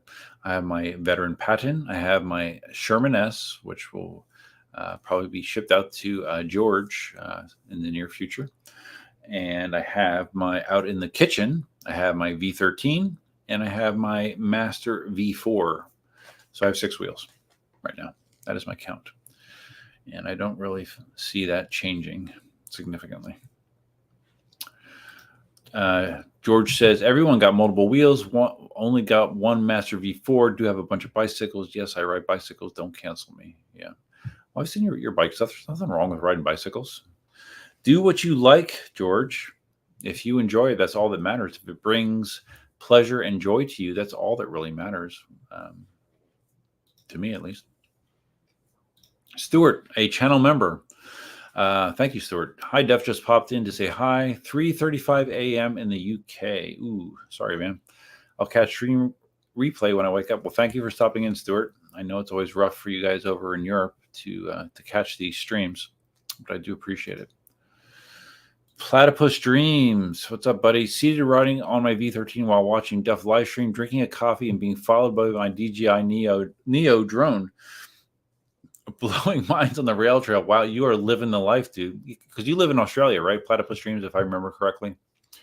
Yeah, that is full geek mode. Congratulations. You win the prize. You definitely win the prize. Good job. Stan, why are EUC manufacturers obsessed with screws? Do you think the EUC companies will ever make repairs less cumbersome? Oh, you mean as far as number? Well, I mean, at least they're using better screws. I remember, you remember when like older Gotway wheels, like they were using like these cheap little black, they almost look like wood screws. I guess they were technically cheap metal screws, and they were garbage, man. They were garbage. They would strip out all the time. They sucked. So at least better hardware is being used. Yeah, there is a lot of screws like the veteran wheels. You know, like the links, for example, to take it apart, it's a chore. It's a chore. Knock on glass, I haven't had to do that, but I've seen plenty of videos about it. And yeah, it is a pain. And I've taken plenty of wheels apart, and I for one, I'm very careful to try to separate when I take something apart that has lots of screws. I try to logically lay the stuff out, like keep the screws with whatever component it was with. Which is different from some people. Some people you see, they just have like one container and they just throw all the screws in there and they figure it out, I guess, as they go. That doesn't make me comfortable. I don't do things that way. What vibes? What do you do? Vibes did a super chat too. What's up, dude? Oh, you're just paying me back because I've given you so many super chats, but you haven't been. Vibes, what's been going on? How comes you have not been putting as many videos out lately or live streams? What's going on? I asked this earlier. I think you weren't here. What's going on? Russell talking about batteries again, looking up the different battery packs available for the model, 5 different cell types, 10 different configs. Wow, that's a lot. Oh, shit, Marty's here. Hey, what's up, Marty? I've never had issues with my ET Max. Not sure what you were referring to. Marty, you haven't heard about all the people having issues with the ET Maxes? What the heck? You must just be, I don't know. You're too busy making content to view content? I don't know. Dawn's ET Max has been down for months. 3 months? 4 months? You know the vibes. Oh, Marty, if there's anyone that I wanted to ask, about my hair, because this came up earlier, people are complimenting my hair, Marty. They're complimenting it because I know you're very big on hair. How is this? Is this better? Because you said that longer hair makes you look younger. So I've gotten compliments at work about it. But you have not complimented me, Marty, and I know compliments are hard to come by you. So I'm asking you, what's your opinion? Is this better than the high and tight that I normally would be sporting? Vibes talking about his wheels.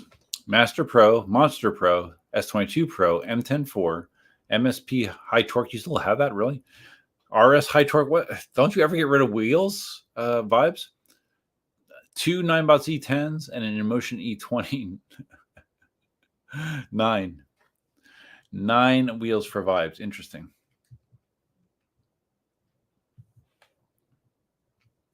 Vibes, how was my Cali trip? My Cali trip was very busy, Vibes. It was very busy. Very, very busy. It's good. It's always good to get out there.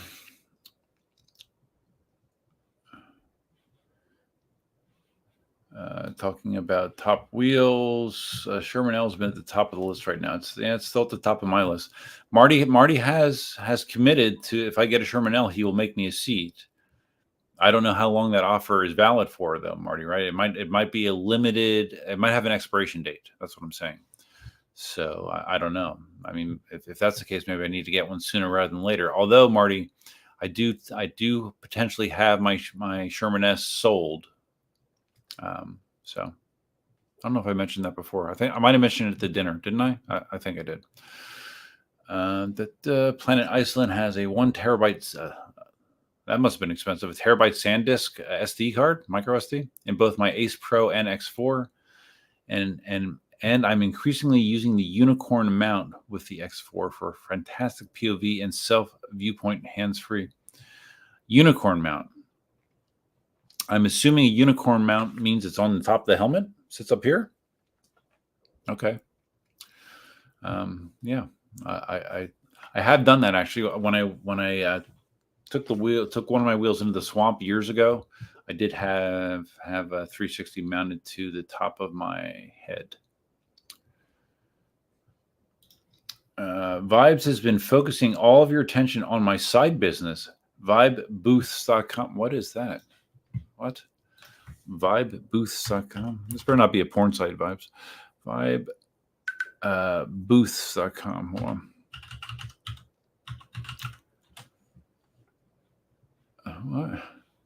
What is it? This looks like just an empty website with like a template or something. Yeah, it is. So what is this, Vibes? What are you going to be selling on vibebooths.com?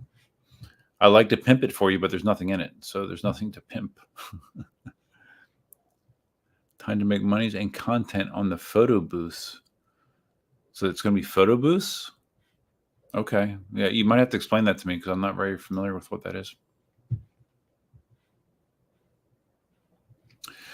Marty referring to the ET Max. I said I'm not sure what he's referring to when he adds my experience into the mix. I've had no problems. Oh, okay. Yeah. Yeah, no, yours has been good. I think didn't Roger have a problem as well? I thought he did. Russell says, I'm doing pretty good in chat here. I'm not going to go super long because I need to play pickleball tomorrow. I knew what the X4 weighed, but once it was in my hands, it felt more solid than I expected. Does solid mean heavy, potentially?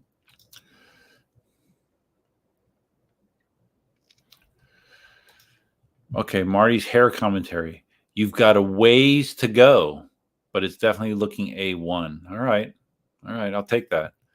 That's as close to a hair compliment that I've ever gotten from you, Marty. So I'm going to take that and I'm going to sleep like a baby tonight, knowing that I sort of got a hair compliment from you. So your hair looks less military now. Yeah, definitely. Yeah, it's long. It's longer for me.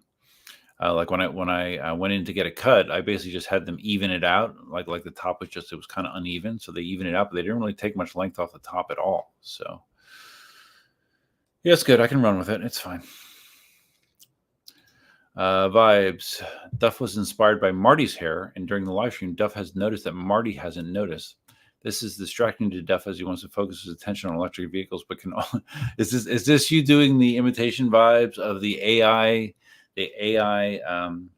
version of our podcast? It was kind of funny. It is funny to listen back to the way it interpreted certain things. Oh, wow. Marty. Marty has the same basic feeling as Dale. Anyone who owns an E20 should be kicked out of the chat. All right. Well, then, Alan, do you have an E20, Alan?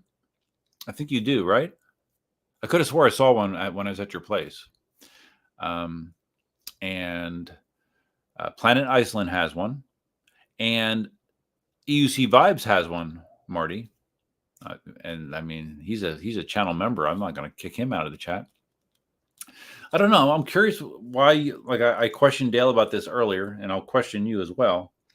Like, I don't see what the harm is in the E20. Yes, it does not accurately simulate riding in EUC, because you're on a platform. It's not really teaching you the balance that you need.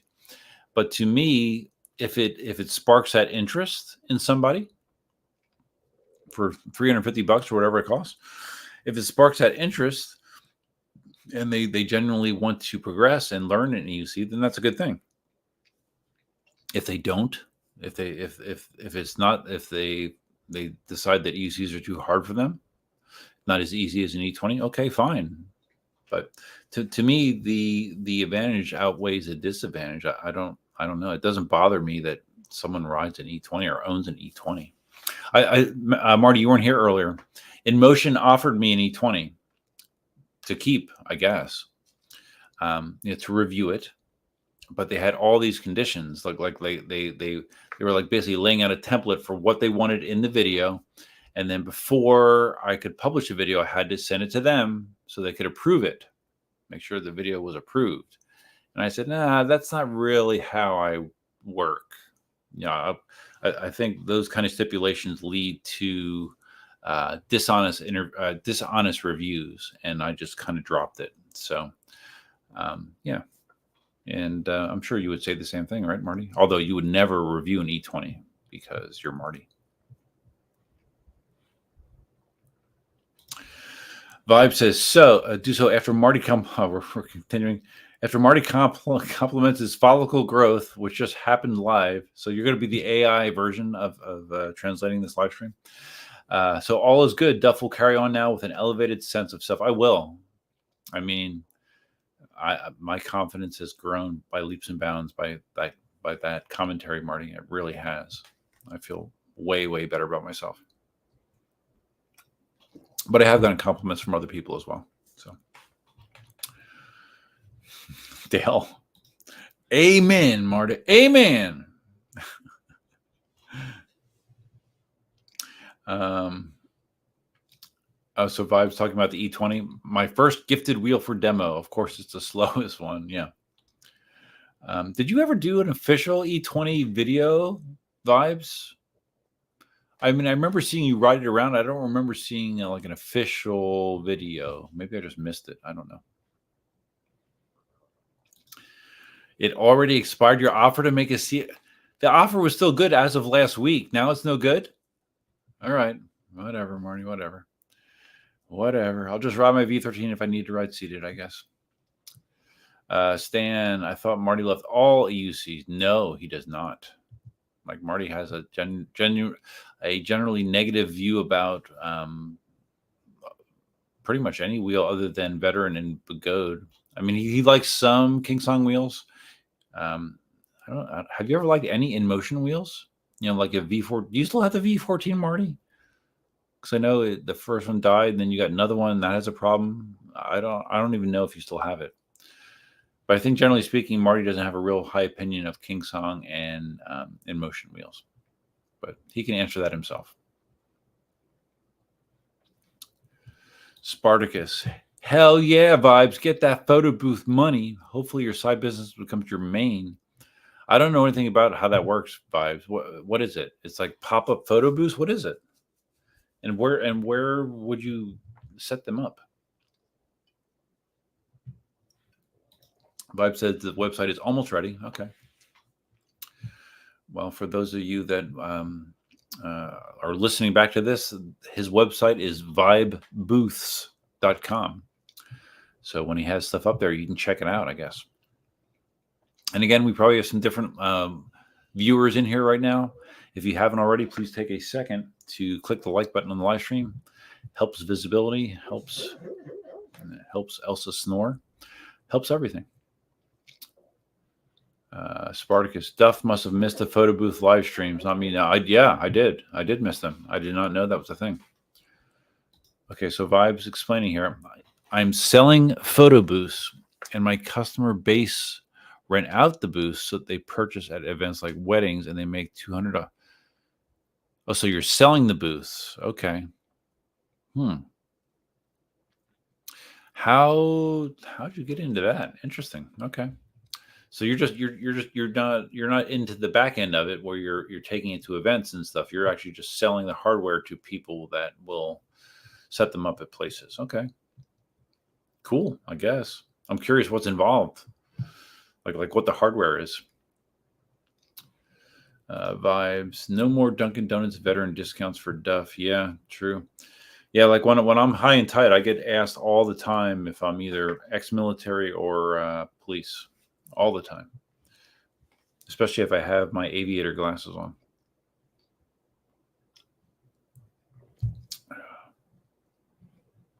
Okay, that was Vibes AI version. Very good. Marty, you need more hair on the side. I know, Marty. Well, but it's not.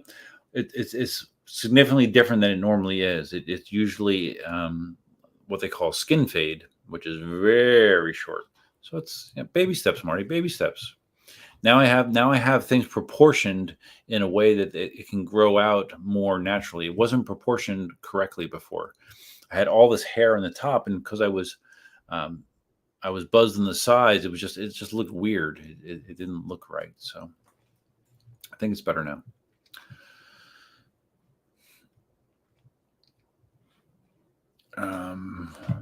Dale will do it. What will you do it? Dale will do it. You made me a moderator. Remember, I know you're a moderator. Goodbye. What are you going to do? Vibes didn't do anything wrong, did he? I don't think he did. Because he's talking about his side business? I don't care. I will promote Vibes any day. Any day. It's a weird side business niche, but so is EUC's. And I'm going to use what I learned with editing and stuff to build my entrepreneur channel. But I won't abandon EUC Vibes, just going to post less. Okay, cool. Well, no, I respect that, man. If there's potential there, that's great. That's great. Vibe said, Inmotion did the same thing to me. I haven't responded to their conditions yet. It felt like homework. So, but they sent you the wheel anyways? Because I didn't respond, and they didn't send the wheel. So they sent you a wheel before giving you the conditions? Yeah, I guess I could say that. I could say, okay, just send me the wheel, and I'll think about your conditions. But Tommy, yes, but why the hell would Tommy need an E20? He's not a newbie. For his kids, that's my guess, Marty. Tommy does have children. Vibes was excited that Inmotion just knew that he existed. Of course they do. You know the vibes. Come on. I think it would be hilarious if Inmotion sent Marty an E20. I think that would be hilarious. And then Marty can just talk shit about it constantly. Dale says if they send Marty an E20 to review, he should unbox it near a cliff, turn it on, and give it a little nudge. That would be funny as hell. My guess is Inmotion would not approve that video, but that would be funny as hell. Yes, that would be very funny. I don't know, Marty. That would be a viral video, Marty. Maybe you should just spend the $350 and buy one and do it. But then that might kind of tarnish your relationship with Inmotion a little bit. But it would be funny as hell. It's a good idea. Captain, send it. No more mention of the E20. Dale is about to have an aneurysm. I hope not, Dale. Hope not, man. Vibe says to Marty, when I first started EUC Vibes on Instagram, I tagged every EUC manufacturer and shop and asked them to work with me. I think I blackballed myself in that moment. What do you mean? Like you annoyed them that much? That's not a horrible request. Spartacus asked, "What is your entrepreneur channel?" Yeah, what is it, Vibes? I don't know. tell me, and I'll subscribe to it. Tell me, Vibes. Marty agrees with my approach on the E20, but regardless, I would never bother to spend my time on it. Yeah, no, I understand, Marty. I understand. You have enough wheels to review as is, for sure. Vibe says maybe my content just sucks. No, it doesn't. It doesn't suck. It's funny. Marty says he thought the AI summary of that live stream was pretty cool to listen to personally. So who did that, Marty? Did you? I'm guessing you did not do that. Maybe you did, but my guess is someone else did that and sent it to you. Yeah, it is cool, and I'm not surprised that AI can do that. It is interesting, right? That it listened, it ingested all of that content and came back with that summary, which was mostly accurate. Mostly accurate. It was interesting. I don't know that it was something I would want to listen to on a regular basis, but I think it was interesting since I never heard that being done before. Insomniac, yeah, Marty, I don't know if you have any information about this NOSFET company supposedly that's been being teased this past week, and how supposedly there's like well-known people connected to it. I don't know if it's an American company. I have no idea. All they posted is a picture of the headlight and a handle in the front. That's it. I don't know if Marty, because Marty obviously gets more inside information than I do. So maybe Marty has information about NOSFET that he is willing to share. But sometimes Marty doesn't like to share. So who knows? Vibes regarding his photo booth thing. I got into it 10 years ago. I built my own photo booth because they were overpriced out of wooden cardboard, and sold it on eBay for $500, and my business was born. How did I not ever know about this?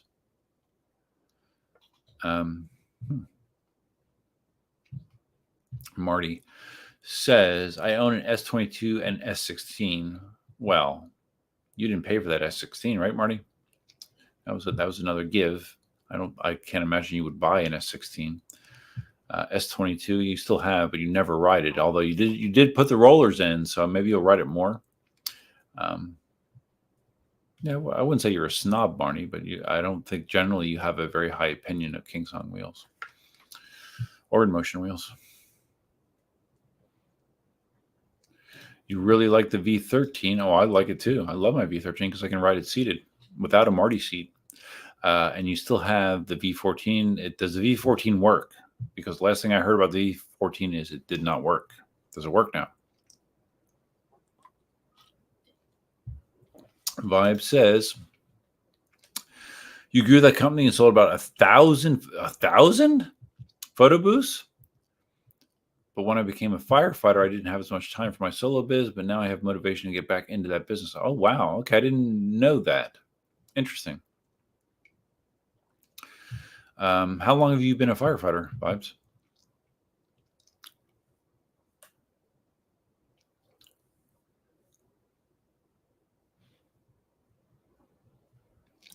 So Vibe says that they didn't send you an E20. Well, I saw you riding an E20 around, Vibe. Didn't I see you riding an E20? I know Sean rode an E20 around. I thought I saw you riding an E20 as well. Or were you riding Sean's E20? Okay, so they didn't send you an E20, but they offered it. So you're counting that in your lineup. All right, good enough. That's fine.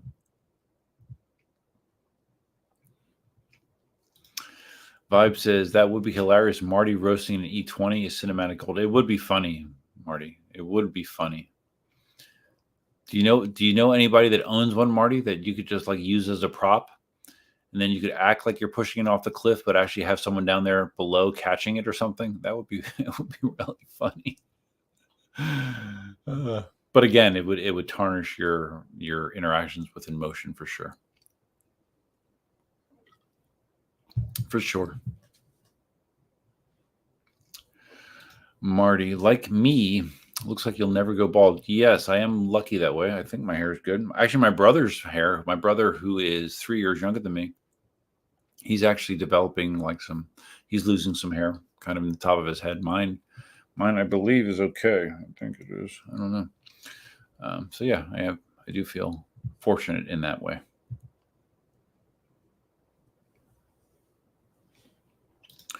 All right, so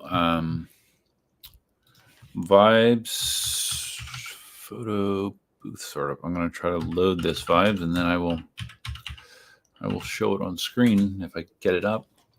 Photo booth startup. Okay. Okay, I have seen these things before. All right, let me add this. I have seen these. I think I went to a wedding that has something similar to this. And then don't they like normally have? You saw that Vibes. I subscribed, right? Don't they normally have like funny hats or props and stuff you use for the photo booths? But where Vibes? I don't see you. Where are you at, Vibes? I don't see you, man. I mean, you're the star of the show. I need to see you. Come on, man. Let's see our videos. That's not you. Who's that? Vibe Bamboo. Okay, wait. Let's see this. 5 years ago.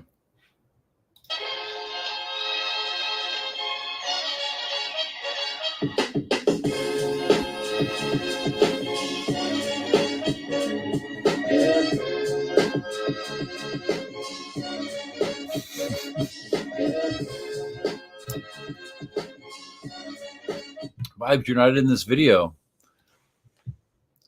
I lose interest if you're not in it. The heck? All right, well, I am a subscriber. Vibes, NOSFET. Yo, you haven't heard about NOSFET? This, Vibes. How can you must be out of it, Vibes, if you don't know about NOSFET? Here's their website, nosfet.com. It's a supposedly a new wheel manufacturer. Their website has basically nothing on it other than their logo, and prepared to take flight soon. But they did post a picture on social media of a headlight. That was all they got. So, all right, let's remove that. Marty is currently blitzing it everywhere. Yeah, I have seen you on the blitz a bunch. I assume that you're liking it. I rode it briefly at Roger's shop, and my 2 or 3 minute ride was nice. Yeah, it seemed cool.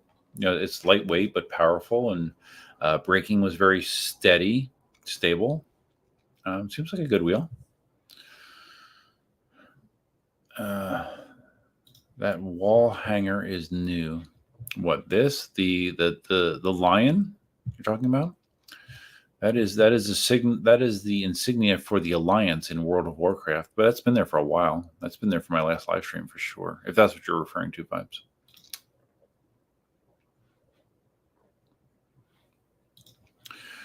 Marty posted all the details on the Telegram, but I guess you left the chat before the follow-up. It took me literally 5 minutes to do the whole thing. What are you referring to, Marty? Details about what? I don't know. I'm okay. Sometimes it's hard for me to connect the messages, but I don't know. I'll look. So Marty knows nothing about NOSFET. I'll believe it when I see it. Yeah, right. I can't imagine anything less fun than starting an EUC company. Very challenging. Vibes just passed 10 years of being a firefighter. Awesome. Awesome, dude.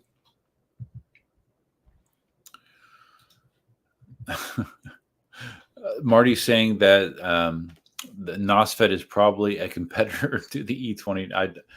Based on that picture I saw, I don't think so. It says, prepare to take flight. Built with a purpose in mind for the track and trail. So that doesn't sound like a description for the E20. So I'm assuming it might be more than that, but who knows? Okay, so Vibes explaining when he rode the E20, he was riding a demo wheel provided by Samuel at AI Rise in the Bronx that I borrowed for a month. A month, really? And then coincidentally, Inmotion reached out to send me the same wheel, but to keep. Okay. All right. So that explains it. Oh, Stan, you didn't know that Vibes is a firefighter? Yeah, he is. Although I have to be honest, I think I've only known that within the past year. I did not know that previously. I know. Yes, Marty, I know you've been riding the S22. I saw your video about it. Yes, I follow you on socials. What are you talking about? What are you talking about, Marty? Yes, I know, but not that much. And that's the first time you rode it in God knows how long.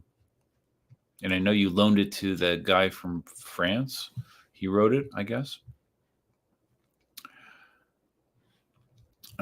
George to Vibes. Check out the link in chat above. 10-year celebration. So Vibes has not posted that E20 video. I've been pulling all-nighters for the last 2 weeks, building my business back up, but it'll get to it soon. It was cool. My wife actually wrote it. Okay. All right. Don't tell Marty that. Stan to Vibes. What's the best way to extinguish a battery fire? Throw it in water is my answer.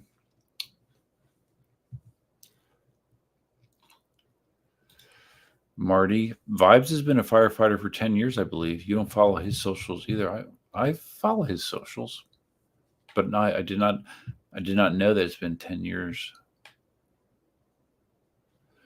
Photo boost run off of iPads. Yeah, it looked like an iPad. Talking about Spartacus's entrepreneurship, which he's talked about before on streams, having to do with mushrooms. Yes, I am aware of that. Stan, is MOSFET linked to Sean? Yes, it is. MOSFET is Sean's thing.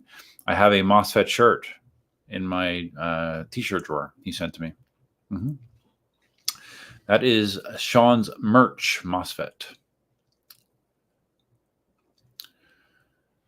Vibe says he has so many stories related to firefighting.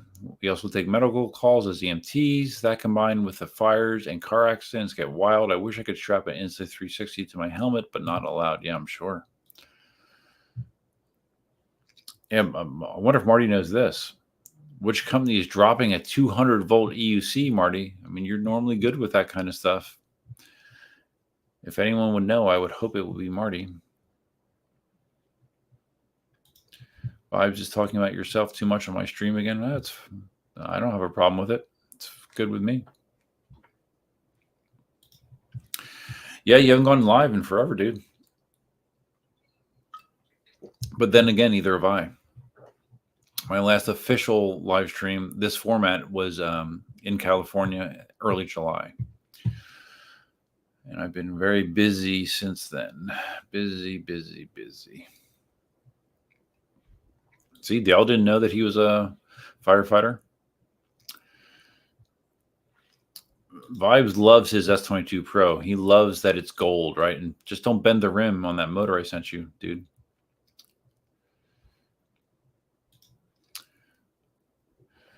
So Marty said that it took 5 minutes to create the AI summary. Interesting. So the AI must go in and do what to do? Voice to text. It must do a voice to text translation of the stream, and then takes that and spits out that summary. Interesting. Marty, are you going to China with us in December? No. That's the short answer, Marty. No, I'm not. I got other things to worry about, Marty. Unfortunately, it would be fun. I mean, it would be fun. It would be. But no, I don't see that happening. But it would be fun. Vibes regarding lithium fires. The answer he got from his captain about lithium ion fires is copious amounts of water, which is pretty much drown it with at least 500 gallons of water. That S22 fire submerging it is ideal. Yeah. Yeah, because it's kind of hard to pick up a flaming wheel, right? Unfortunately. So, yeah.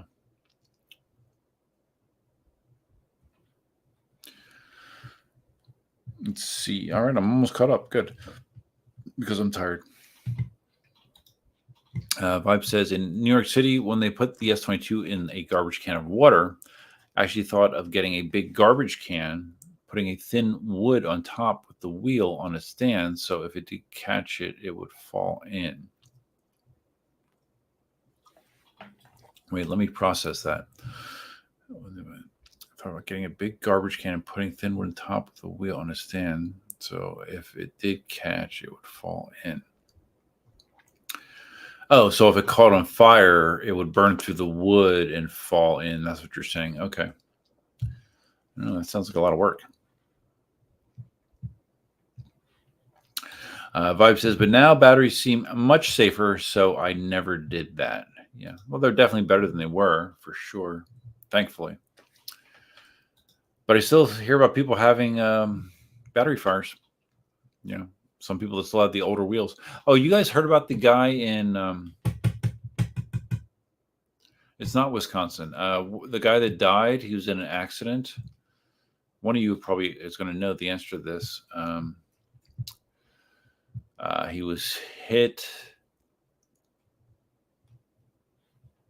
hit by a vehicle or something about like he went into another lane, or I don't know the details of it. It sounded bad.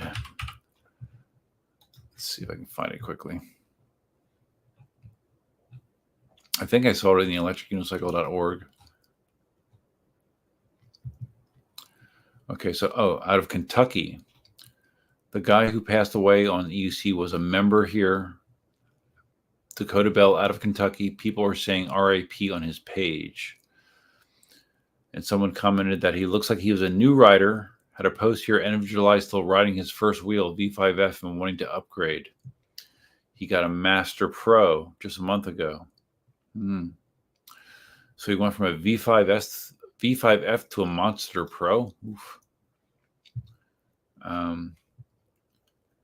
And someone described the incident as he lost control and veered into oncoming traffic. Truck hit him. Oh, wow. Yeah, I wonder how that exactly happened. That's too bad. It's too bad.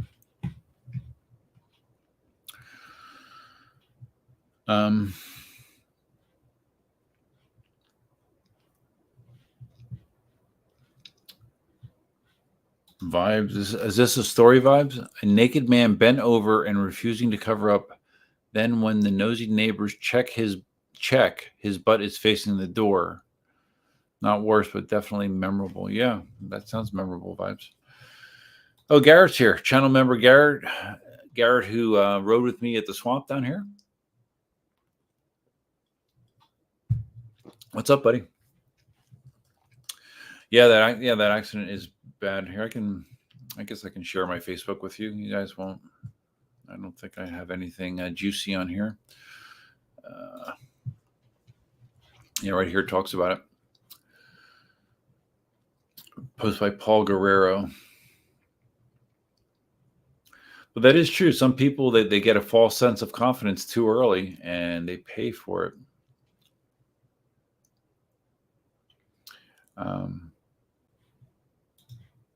But yeah, I mean that's a very, very extreme way to learn a lesson. Unfortunately, that sucks. Hopefully, other people hear about that and learn from it. But I've heard about a number of people getting hit. Running into cars, getting hit by cars. Not fatally, but that does happen. I think more than people realize.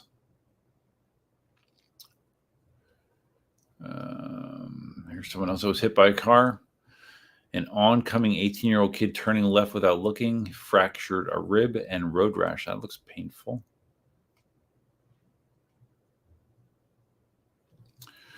This person is angry at Chinese manufacturers for focusing on speed, putting too much focus on speed to make them faster.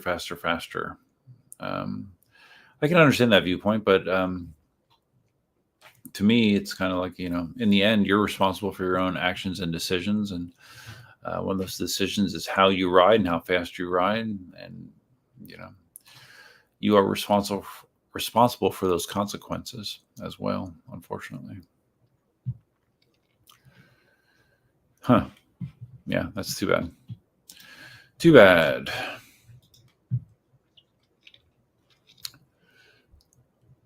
Oh, Garrett is camping right now. Just saw you were live streaming. Cool. Well, if you get a chance and you want to go back, there's 2 hours and 34 minutes of content that's already been produced, and I'm getting ready to wind it down here. My eyes are burning. I need to get more sleep than I have been. Marty said, in regards to the guy that crashed, I believe his wheel failed, and it's part of the crash process. He went into the oncoming lane. Really? Failed as in a cutout, or well, that's doesn't matter. But that's interesting. If you have more information, like if he was pushing it and it cut on him, or what. Sensei says his name is Dakota Bell. Yeah, I did hear that name. Yeah, Dakota Bell. Yeah. Always sad to lose a rider. Well, we haven't lost that many that I know of, at least. I do remember years ago. I think the first one I ever heard about losing was and it was on video. There was some guy that and it was in Europe somewhere, I believe, that got run over by a bus. I don't know how many of you guys saw that video. That was kind of gruesome. But he died. But I don't know that many people that have died on wheels. Dale said they lost one in Australia earlier this year. If you did, I don't remember it. Marty says, I always try and ride in traffic such that if my wheel fails or anything else happens, I won't get run over. What does that mean? Like how do you ride in traffic to try to make that the probable outcome, Marty? Like in what way are you riding with traffic to make that less likely? I mean, because obviously you see me riding with traffic all the time, but I'm typically riding on the side. I don't split traffic. Once in a while I will down here, at an intersection or something, but I'm almost always on the side, on the shoulder, in the bike lane, which you can definitely get run over. Especially because of so many people distracted on phones. I can't tell you how many times I've been in the bike lane. Luckily, no one's ever hit me, but I see people behind me and in front of me just drifting over into the bike lane because they're not paying attention.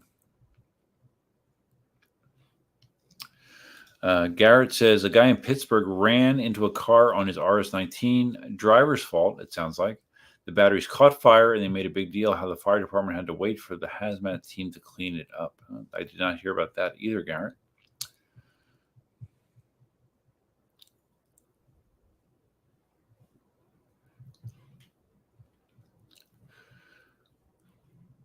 That's the smart way to ride, Marty. Again, maybe I'm just missing something. I understand riding in traffic, but I'm not understanding what technique he's using to minimize the probability of getting run over. Garrett said that just happened this week. The RS-19 running into a vehicle and causing a fire. I missed it. I haven't paid as much attention to social media as I have sometimes in the past, so I just missed it. Marty says, the faster and faster wheels are safer wheels in my book if you ride responsibly. Yeah, well, I mentioned this earlier, Marty. I think you weren't here, and because to me, these wheels are saying, you can do 60 miles an hour, 70 miles an hour, whatever. It doesn't. The fact that they go that fast doesn't matter to me. The fact that they have this additional overhead from where I'm comfortable riding at speed to the top end, that's what appeals to me. But that actual top end number doesn't matter to me that much because I don't have an interest in riding at that number. It doesn't float my boat, if you know what I mean. It doesn't get my blood pumping. Although some people it definitely does. For sure. What's this? Okay. All right. So it is now 11:26. The stream has officially crossed 2.5 hours, which is longer than expected. Marty says that he knows of 6 deaths so far. Okay. Well, then that's 4 more than I know of, Marty. I did not know that. Both as long as EUCs have been around and the amount of people that ride them, that's probably not too bad, I would say. And Dale was just saying that to his friend about the speed, faster wheels. Yeah. Vibes. Oh, I think I heard about this one, Vibes. Joel Diort, a NYC writer who passed away riding his Sherman a few years ago. I do remember hearing about that, I believe, Vibes. I do. I didn't remember his name, but I think I do remember hearing about that as well. So, all right, guys, I think I'm gonna shut it down. Like I said, I got to play pickleball tomorrow morning. I have a semi busy weekend in front of me. And I think that's all I got. Oh, wait. But, hold on. Marty's clarifying. Hold on. Sensei got hit by a SUV in 2021. Okay. Marty says, I'm not talking about riding on the side like you do. I'm talking about when I'm riding in traffic. Right. But what are you doing in traffic, Marty, to make it less likely that you get run over? That's what I'm not following. Because if you're riding in traffic and something happens and you come off the wheel, if you're in traffic, I would say that there's a decent probability that you could get run over, right? Maybe I'm not following. I'm sleepy. I don't know. Sensei got hit by an SUV in 2021. Did not know that. Yeah, that sounds unfun. I've never run into a vehicle or have had a vehicle run into me. Knock on glass. Oh. Hey, what's up, the Gooch? Anyone that's still here, please take a second to click the like button. The Gooch, this stream's been going on for 2 hours and 40 minutes. It's getting ready to be shut down, so you're going to have to probably go back and watch it on a review. All kinds of good interactions, though. Good information. Vibes. Did Duff just say he has to play with his pickle and balls tomorrow morning? Oversharing much? No, Vibes. No, I did not say that. Did not. That isn't something I do on Saturday mornings. Dale says, don't ride anywhere that a failure could land you in front of a car. If the gaps are not big enough, don't take it. So Marty's saying, okay, so Marty's clarifying. I'm staying awake for you, Marty. Don't ride in the middle of 3 lanes. Take up the whole lane, right on the outside of your lane so that you're the farthest away from a car. Okay. All right. That makes more sense. Yeah, that makes sense. You're giving yourself more of a buffer zone around you. Whereas when I'm on the side of the road in a bike lane, sometimes cars are whipping by me with a foot of clearance at times, which is a little bit disconcerting. Drew Thomas, thanks for the live chat. You're welcome. The Gooch, smash the like button. Larry is back. Nobody showed up for class. Well, that's kind of anticlimactic, is it not, Larry? Yeah, I'm about ready to shut it down, Larry. I'm feeling a little talked out. Vibes. Yes, you did. Clip it. Stan, I've never heard of that tip. George talking about that, right? Okay, I remember that. See, a lot of these I don't remember, but now when you describe these incidents, I do remember that happening and reading about it. Yeah, the rider in Hawaii that took a wrong turn on the highway. I do remember that, George. That's right. All right, guys. Spartacus says that sounds amazing. Yes, foraging mushrooms. And Vibe said that. And Spartacus says, thanks for streaming. Well, thank you. I appreciate it, guys. I probably will do some more videos this weekend, or at least one, I hope, seeing how things go. Thank you for welcoming me back to live stream. As the title suggests, back into the light. I think I will get back onto a more regular schedule. Like I said, my life the last, I don't know, 3 months, 4 months, it's been kind of crazy. But I think things will normalize once again. That is the hope. So thank you for stopping in. That's all I have for now. I'm losing my voice. That's all I have for now. Until next time, Duffman out. We're going to end the stream right now.